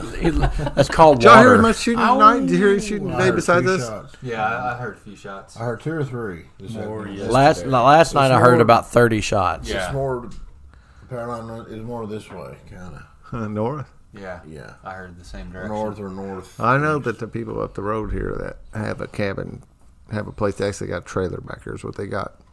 When I was a kid coming here, there was 2 brothers, and they bought that. There was, I think, 38 acres or something over in an L shape, and their last names was Lindley. And we still call that road Lindley's Road. That's what we just, how you get to talking about some place and you just start naming this Yeah. shit, right? Just so you can all be on the That's same how they page. get their names, yeah. And so Mark built a log cabin, had one of them transplanted cabins put back there. Or not, he bought a original real, that Swedish cope, funny angle corners, that lock in together when you set them, and the real, what most of the pioneers built when they came into this area. If that's what, and some people preserved some of those, and he put one together back there, and he moved into it, and he lived there, and he couldn't drive all the way back to it. Oh, yeah? He would park and walk back there. He had an English setter dog, was always with him, and he was red-bearded, red-headed. And so you'd be in a tree stand, he'd walk by and see and wave at you, just like, and but he lived out here. And he lived out here through those winters of '78 and '79, all that. Oh, stuff the too. blizzards, yeah. But his log cabin back there burned down. I was questioning about how that happened. Somebody blamed lightning. I don't know. I know that can happen, but without any electricity or any kind of, he lived back there primitive, just like we were doing. Except he didn't have a generator or anything. We got a generator. And he was lived back there full time. full time. So what happened? He burned down, he left? No, he ended up moving into, I think he got a woman, and they ain't going to live like that, right? And, Yeah, right. so he ended up selling it, and before he actually got sold, the place burned down. I always had some suspicions that somebody had maybe burned down, but decreased the value of the property. So they could buy it cheaper. Because with that house on it, with that cabin on it, it'd be worth a little bit more. Mm-hmm. Yeah, why would he want to decrease his value? Because Not they him, wanted the property. somebody else. Not him. Somebody else burnt it. Oh, I got you. Yeah, but that's all. Is that the 11 acres you bought? No. So 3 brothers had it. 3 brothers bought all that The together. Lindvilles or whatever. Lindley's. Lindley's. Yeah, Mark, Charlie. I can't remember what the other one's name was. They were all from Paoli. And we bought that 11 acres we bought from one of the brothers. Charlie still owns his property, and some family named the Alvies own the one that's back there now, and that's who lost a dog. Okay. So that's who Sounds they're to back me here. like So I they know were- that they're back here now. They said they was going to be here all weekend hunting. Sounded to me like maybe possibly they were sighting a rifle in the first time. It was 5 shots. It was like 3, and then it was another 1 or 2 later. Yeah, but they were more spread out. But It wasn't black powder, that's for sure. No, it was bolt action or lever action. Something a repeater. Yep. And people don't like hunting this kind of weather, Pussies. so it's not so much of What kind of weather? the rain. Oh, Pussies. What kind of weather? it's great. I mean, you go survey and you watch, the numbers will be down this weekend yeah. compared to No, one weekend when it don't rain. But there's some big deer killed this week. Yep. Yeah, buddy. Yep. Buddy buck. can't, Buddy buck. And Ready you to know, eat some of that deer. I'll tell you what. After the meals we had, and Nick agreeing to prepare some of the meat, I'm excited about that. Oh, I'm Me excited too. about that too. If he's cooking, I'm definitely wanting to I eat want it. the full, that's the last piece. What was that Full one you experience. called it? The shank. Yeah, what was that called? A dish called asabuco. Yeah, I can't wait to Yeah, try that. yeah. Renell's always saying that. I hear that on his show all the time. I don't know what it is, but I'm going to eat it. And I know it. Well, so It makes my mouth water when he says it. It's kind of cool when you learn about the He's history so of some of this sexy. food. Is that the nobility used to take? There's a reason there's a saying, "Eating high on the hog." So like nobility, you got to get their cuts first, and they were picking the back straps and the tenderloins and all Right. that stuff. And so the help or the slaves or the lower class people had to eat. That's where we got bacon from. They were given the pork belly and they learned how to make something good out of it. Yeah. It was Well, big feet. Well, like with cattle and with deer, the same thing. Here you go. Here's a leg. We're keeping the rest. And they learned how to make something good out of it. And you stew those leg shanks. You cook them. You braise them for a few hours, and they are amazing. So, and now you serve those dishes in fine dining restaurants. Can't wait. You can't go to a fine dining restaurant without seeing ossobuco and pork belly and all these other things that used to be a sign of low class is now what you're paying the most money for. Nice. Hornswoggled. And grits probably. Pork belly and Yeah, I mean grits are on every fine dining menu in I Louisville. know, and That's that's depression food. That's depression food, exactly. Yeah, collard greens. collard greens. There you go. Collard Pickles, greens. pig feet. Yeah. My stepdad loves pickles, pig feet. I've never had pickles. I don't know. I haven't had I've had Sounded pig good. shanks. They're really good. Pig ossobuco, pork ossobuco is good. Wait to sit out some bacon though. Sausage. Bacon is meat candy, man. Yeah. Pork belly, bacon, Sausage. I like sausage. Well, I think about That that. sausage I'm is like, good this morning. spicy. how dumb sauce. were these kings? Right? Giving away bacon? Right? I'm too sure. I bet they took it back over once they found out how good it was. It's like, yeah, you're going to make me some of that. Right. We decided that you guys get to keep the testicles and that's it. Yeah. The tongue, the feet, Y'all can have the hooves. Yeah. brain. Now, pig brain's good. Yeah, but it's not. No, it's not It's bacon. not the fact. I had beef heart once. It wasn't bad at all. It really wasn't. We got a heart out there in the cooler. Yeah, buddy. I forget how they cooked it, but it was almost like it was baked or something, or maybe marinated or something. But you just take a little slices of it and slice it off and eat it. That was good. Yeah. I've had the heart and I've had the deer liver. We just haven't been a while since I've we've eaten a lot done of either chicken one of them. liver. Oh, I remember one time we killed a deer at the Muscatatuck. Me and my cousin and a guy come along and he said, "I hope you drag that out if I can have the heart and the liver." I said, "Deal." Yeah, right? Right? Yeah. Dragging fried a this damn bad deer meat across the like fucking this. muddy cornfield, where it's just Oh, stubble and God, yeah. mud and you can't get no traction. And You get in there to it. yep. Man, we used to do a lot of hunting. Yeah. This most hunting I've done, and since I got sober, that one weekend I had a buddy. He moved to Virginia. He let me hunt on his place, and he went for Christmas. I hunted several weekends, and I remember he gave me his key to his house, and he knew. I told him. I wasn't even a year sober yet. And I told him, who I was and what I was, and he gives me the key to his house. Hello. I'll rob your ass in a heartbeat. Yeah. Back in when I was, without hesitation. Yep. And he gives me the key to his house, and I told him what I did. Who it was. That's one of the, and that, and then that I'm not enough. This can't be real, because I did it right by him. I just ABC'd the trip to his property. I had a big ass buck sitting 200 yards straight shot, but it was on the other guy's property, and I couldn't shoot it. And I even asked him. I texted him and I said, because we had signal there, and I said, Hey, you mind if I shoot this deer?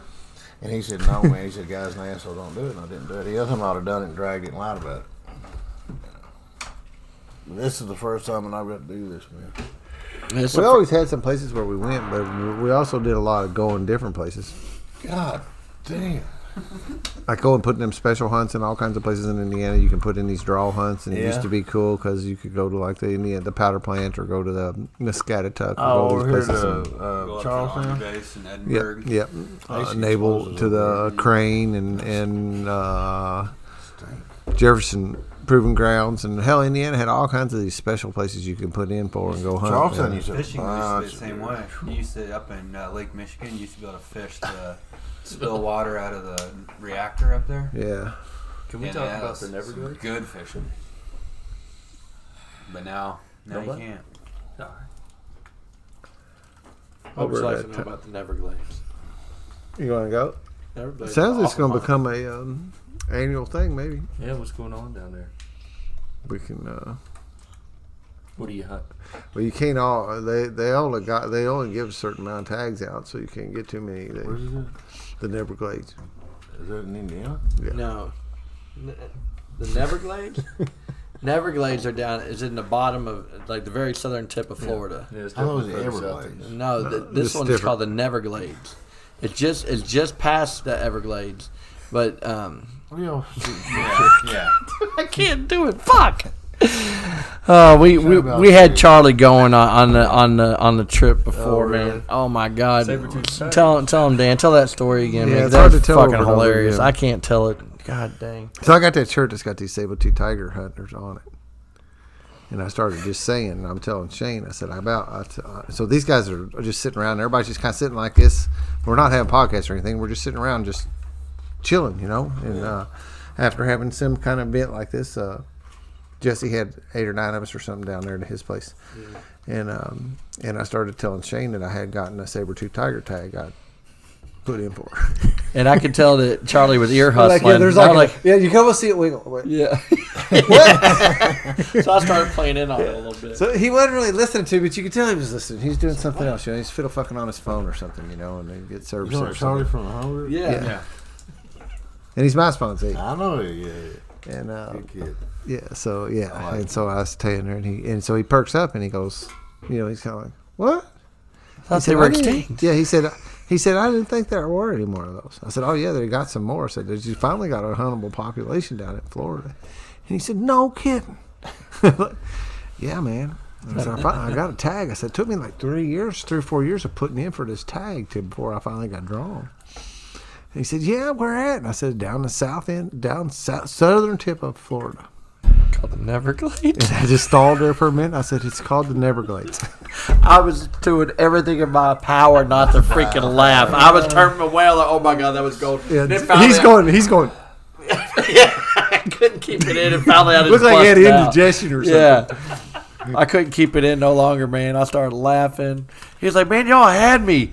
Yeah, y'all don't lie to me, so I had to believe it, Yeah, we lied to you. The Neverglades just fit perfect. Oh my God, it was perfect. So that's why man. that might be the name of the retreat. And the straight face that he did. I mean, They ended I up was doing trying it. to do it with him. I couldn't do it. They ended up doing it. They're trying to clone the woolly mammoth now. Yep. That's We'll true. be hunting unicorns, all kinds of cool shit for too awful long. Yeah.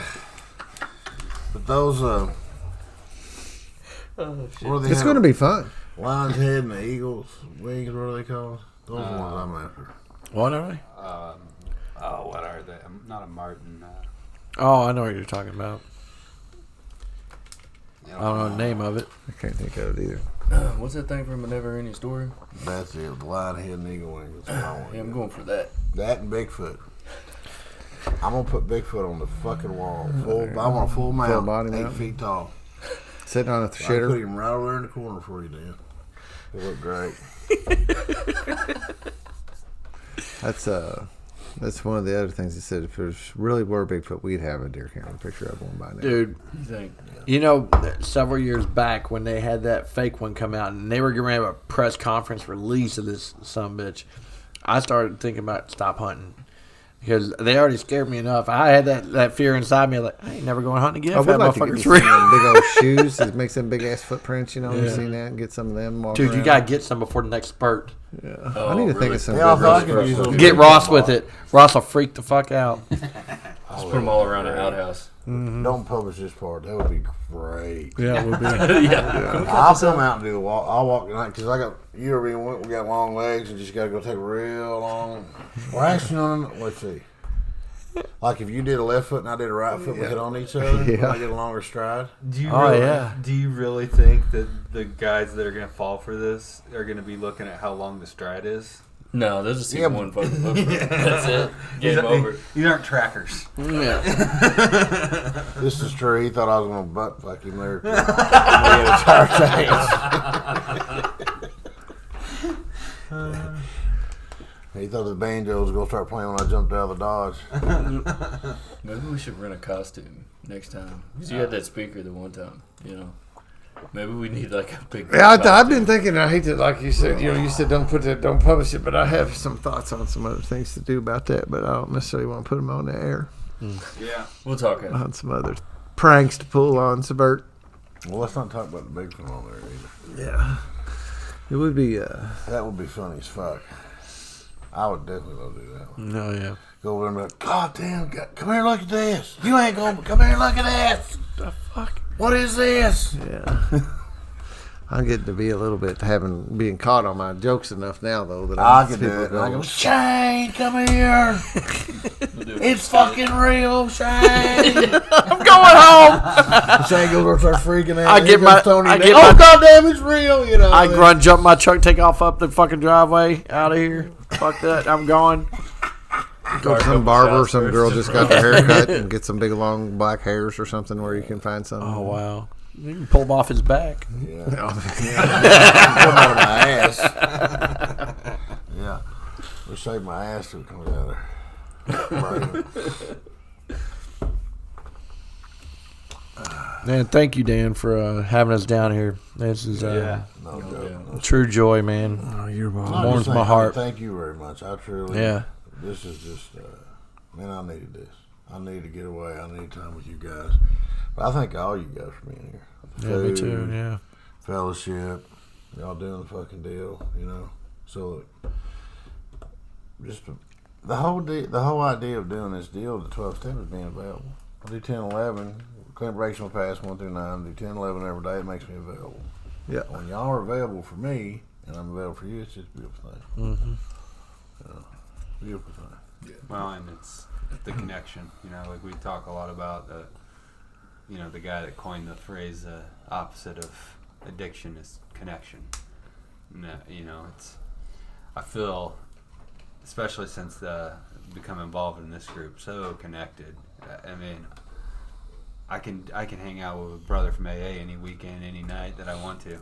Mm-hmm. And That's really all I do hang out with anymore. me too.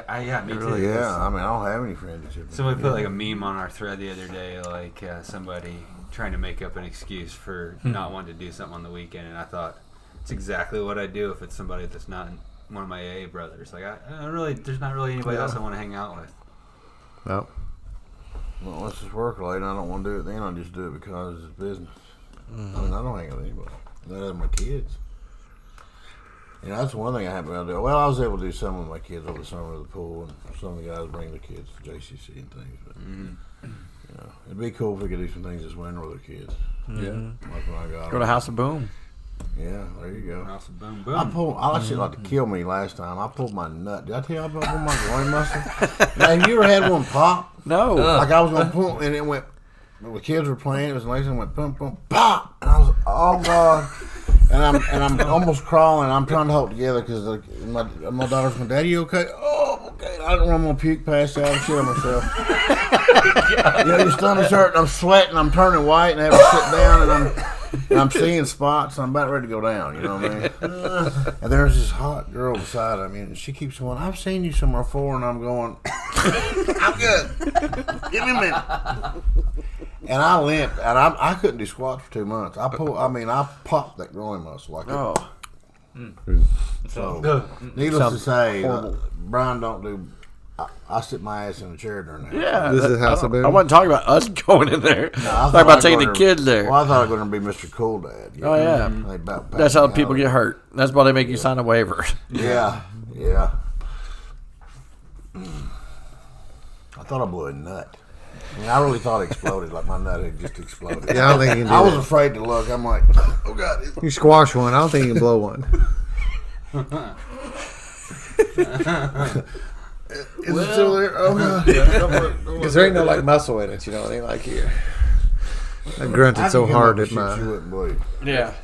Yeah. There's some deer nuts hanging in a tree not too far from here. Yeah, they Yes, could definitely sir. be disconnected. Yeah, he did that. You know, he throwed these. He took it and said, "Wham!" and he throwed that deer penis and balls up into a tree, and it hooked in his tree, and his tree went this way, and then they started going this way. You know, that something's gonna slingshot them balls right back at us. That would have been. I know, right? And the three of us was, there was a moment of silence. Like, What's all of us had happening? our eye on there, wanting to Yeah. know if we was going to have to get to shitting and getting and get out of the way of these balls come flying this way, and it hung up in the tree just well Like the enough. last branch. Yeah. Yeah, who's taking the hit? Yep. Yeah, It ain't I didn't know that trick. I didn't know that's what you did. I've done a lot of hunting in my life, but I did not know you slung the deer's dick and I had a balls boy up come into out the tree. one time. He had his son with him, and I hate the word redneck because that's really what I was raised as. You know what I mean? It's kind of a bit. That's just what we were. So he comes up and he pulls up in the front, and his boy gets out. He killed his first buck, and he's got his balls and penis made a necklace out of it. It's hanging around his neck. And I'm like, oh my God. So like a raw, like Oh, straight off the kind of cod. like I mean, the like cod sometimes they was take the hanging. blood and they Oh, might they go on rub his the face or blood something like on that. him, But and this he is had- what he this had was. the cod and the balls hanging right here. Yeah. Fresh. I'm fresh. Yeah, I bet that's what was my point. That they didn't like make some necklace and this kid had it a year later. No, this was fresh. It wasn't It processed. still had heat on it. Still steaming. You know, Yeah, you know. future one of us, I'd say. That's if I was guessing. Well, fellas, I am running out of gas. Yeah, me too. Me too. It's been a long What's day. Long, fun day, man. Yeah. Very good day, man. Yeah, I'm gonna get up. Tomorrow's supposed to be beautiful. Hot Makes damn. sense. Thank God. it ain't. 0% chance of rain. Yay. Good. Cold though. Travel That's day. all right. Bring it. As long as it ain't raining. I mean, this ain't gonna be that cold. 32, not bad. It's all right. Not bad. Be able to get up. That's cold enough. Oh, it's cold like good cold. Yeah, it's a good cold. Is anybody gonna If it shoot hits tomorrow? if it hits 60 tomorrow, it would be a problem. Say what? Is anybody gonna shoot tomorrow if they see one? I am. Yeah. Okay, just checking your I'll shoot motives. one at dark. You know, I'm You gonna staying. I don't do How you it. gonna get it home? What do you mean? Don't make my Prius? damn truck. You gonna process it before we head out? Yeah. Okay. If you gotta get out, you gotta get out. I'll definitely process it. You stay with him. Then. You stay Yeah. with me. I'll take it out here. That fucking thing had deer blood and a few other things in it. Yeah, if he's in a real hurry, you could sit in the back of a pickup truck and be cutting it up while he's driving home. That's a Yeah. good point. Actually, the strangest ass that way because if I drop one after y'all leave, I got he can He can cook for you. well not cook, but damn, you're a lot quicker than I am. Is all I'm saying, and do a lot better job than I do. I could get it down to the debone, but to do what you did, I Yeah. could do it. But I'm not near like what you are. Yeah, me neither. We all have our skill set or whatever, if you I will. thought it's just like anything else. You just gotta do it. Right.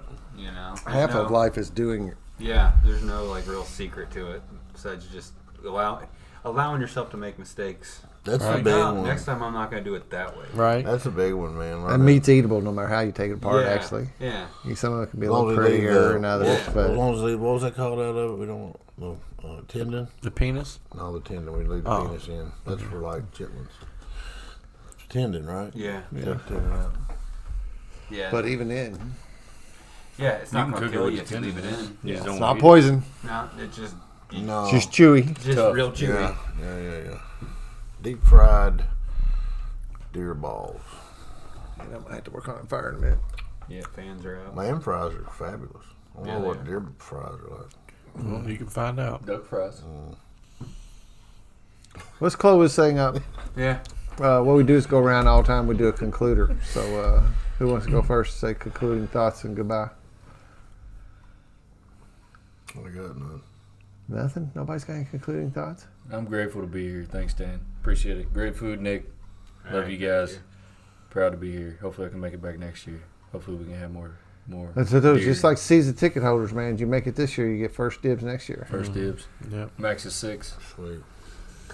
My concluder would be, if you're sitting out there and you've got a group of recovery that doesn't break outside of the normal box and do some cool stuff like this to increase your ability to connect, then look for somebody that does. Because, there's a reason that we smell more in this group, and it's because we try more. We keep doing it. We keep trying to figure out other ways to connect with each other. It doesn't have to be hunting.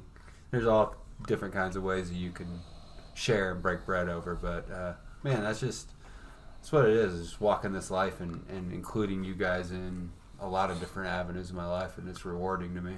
Yeah, man. Yeah, and living life, man. I mean, the big book, it talks about a fellowship will grow up around us.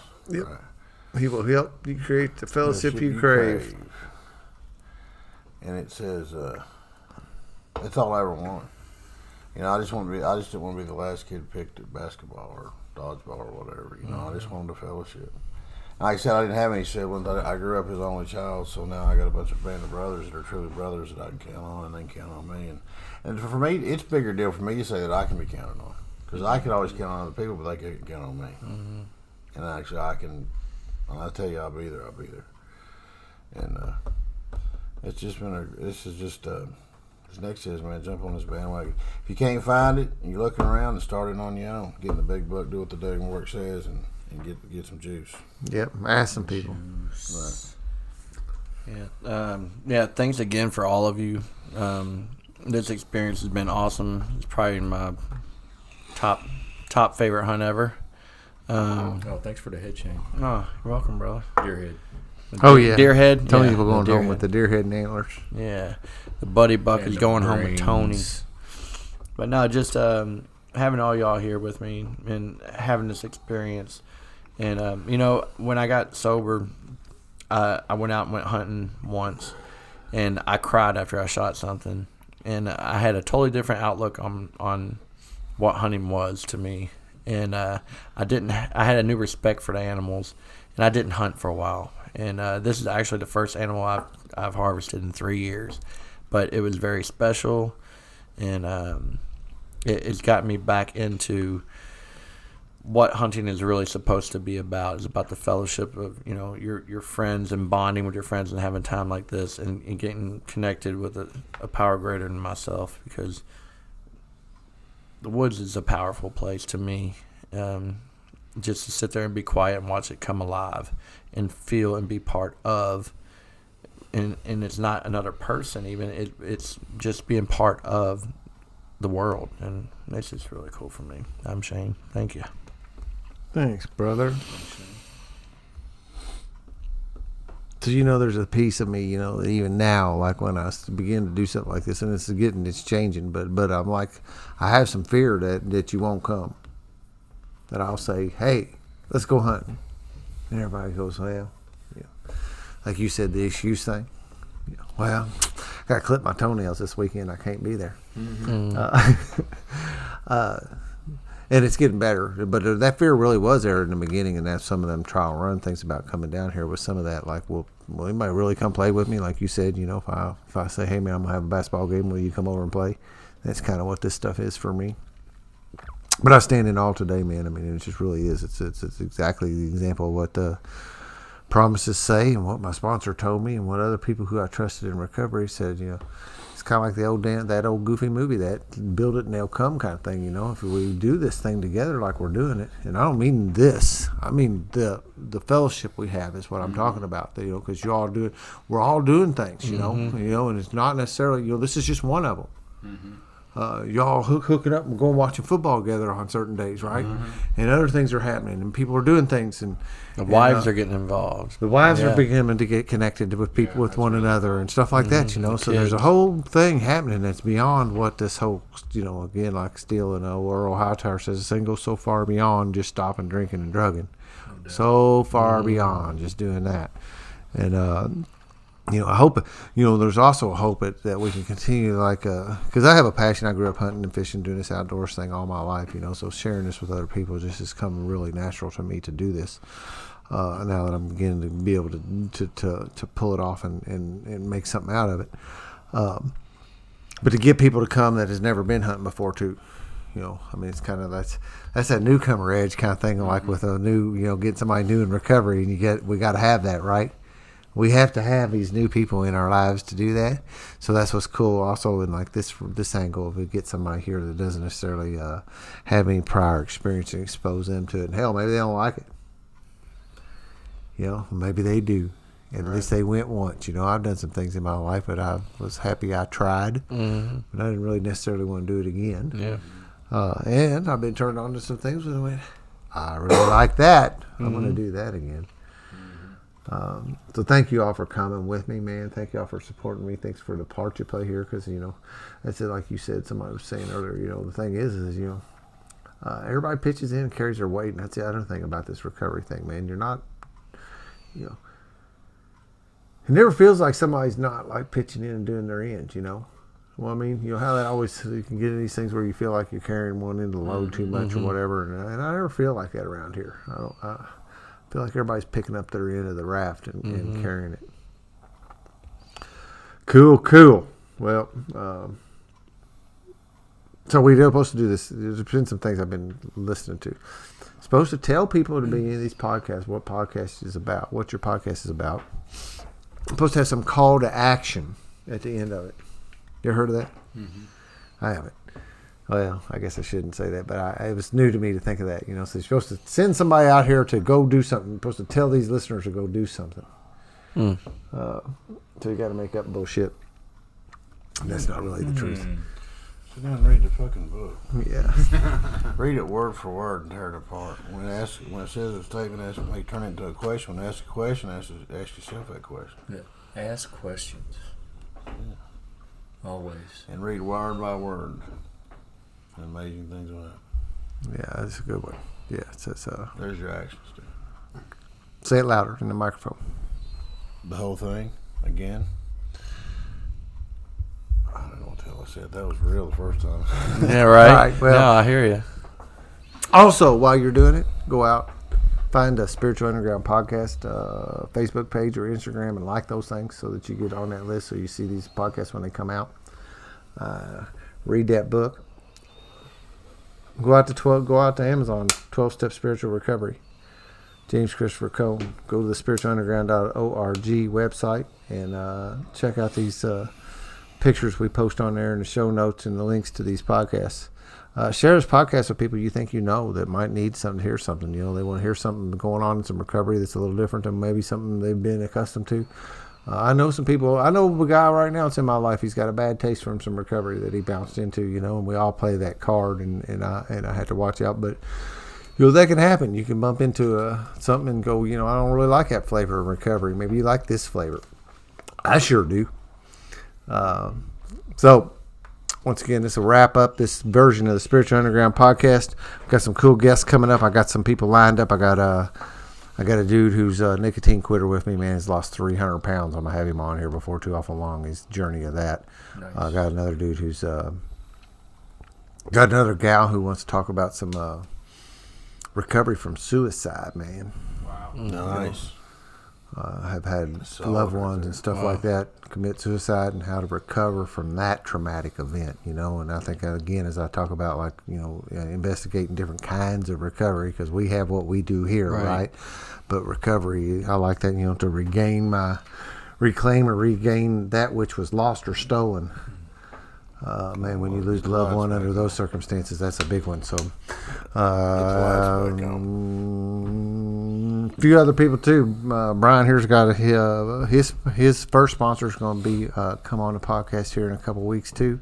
So we got a lot of cool new shows coming up. Stay tuned. So you ain't having fun in your recovery; it's your own goddamn fault. Yes, sir. And thank y'all for allowing me to participate in my recovery in this manner today. Peace out.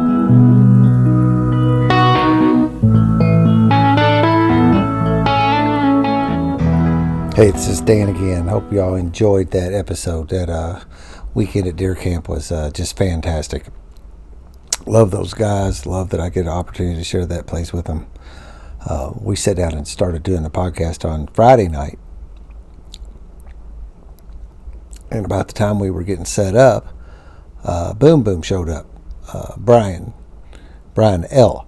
So we had two Brians down there. We had a Brian D and a Brian L.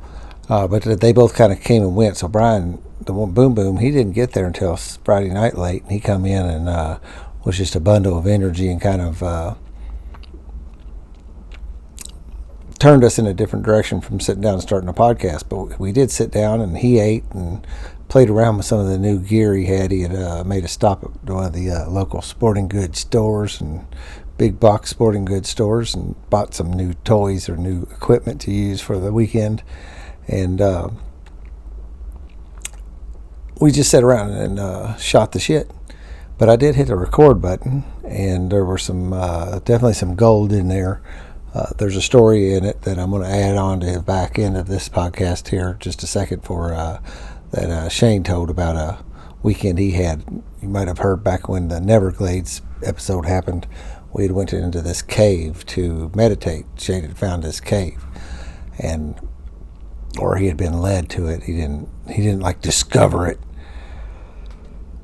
So he has a little story to tell about that that's pretty neat, and there's also some outtake kind of things that I might be able to. I think I'm gonna be able to mine some more gold out of that Friday night podcast, but it just was just a little too loose to call it an episode. So enjoy this last little story by Shane, and we will see you guys next time. I really appreciate y'all listening. The podcast is growing. People are touching or are contacting me from frankly around the country, and I'll share one thing. I had somebody contact me from Africa and looking to learn about these 12-step tools, and she found it about them from the podcast and the 12-step spiritual recovery site on Facebook. So that is super cool. Here's a little story about Shane. Thank you all. Peace out. Your kids were talking about that treasure map that you planted at your Friendsgiving. Yeah, that was. Yeah, they didn't know it was you. No, yeah, they were like, I still don't know. Map. Yeah, what is like, that's cool. So cool. I found this cave down at Rough River, and we went down there when we went on our little retreat and did a meditation in it. Well, 2 weeks later, my wife and I went down there with some friends, stayed at their place, and they went the next morning. My wife and our friend and her son went to the cave, and then we had this little treasure chest, and it had a genie lamp, it had some rabbit feet, it had gold, coins and silver coins, all kind of shit in it, just real cool shit. And the genie lamp was like for real, like it was really cool. The real one? Yeah. And it is a real one. A little genie in there. You could rub it. So they went down to the cave, and they went in and buried it in the cave, and then drew a map of the cave. It was a very intricate map because it's a pretty big cave. He went through the whole thing and mapped it all out, and hid it in a bottle in the front part of the cave. My son found it. He gets out the map. He's like, "Let's follow it, dude." He leads us like right to it. Read that map like it was like he wrote it. You know what I'm saying? Went right to it, man. The crazy part is, before we went in there, another family had came in and lit a ton of candles going all through the cave, which was pretty cool. But we're like, what the fuck's going on in here, So we go in there. Dude, there is a candle sitting right on top where we buried the treasure. Like, they didn't even know it was there. It was pretty freaking cool. We're like, what the fuck? Did y'all do this? Like, no, it wasn't us. But yeah, they found it, and man, Jackson, when we were walking out, he's like, I gotta sit down for a second. He got all wobbly kneed. He was about to pass out. He was so excited. It was cute. There's nothing quite like it, is there? Nothing quite like it. They've told all their friends. They brought people over to the house. Hey, is somebody coming in the house? Hey, come look at our treasure chest. Pretty cool. Even the older kids that see it, like, they know it's not, but they still go with it, which is pretty cool too. I don't forget that shit either. They remember that shit the rest of their lives. I actually became a dad this summer, man. It's a pretty beautiful thing. Isn't it? I was 4.5 years old when I finally became a dad. Yep.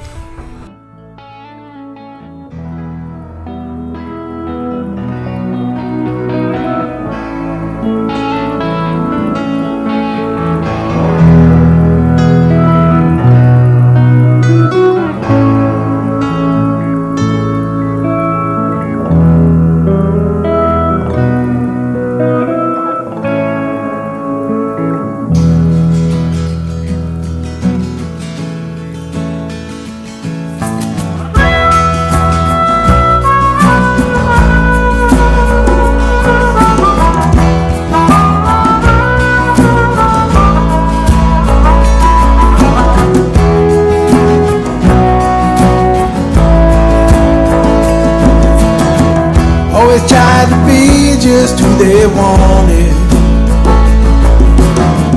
Always tried to do everything they said.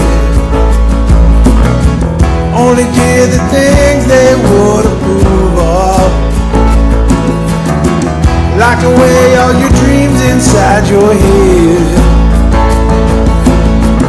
Year after year you try to be a good girl.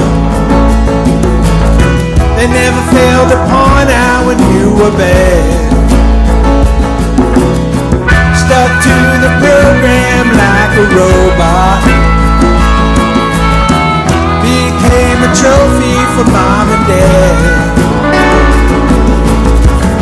But inside you want more. Everything you've been waiting for. Looking for that open door. So every day in your head, and your heart just keeps saying, let go and fly. Let go and fly. Spread your wings to the sky. Let go and fly.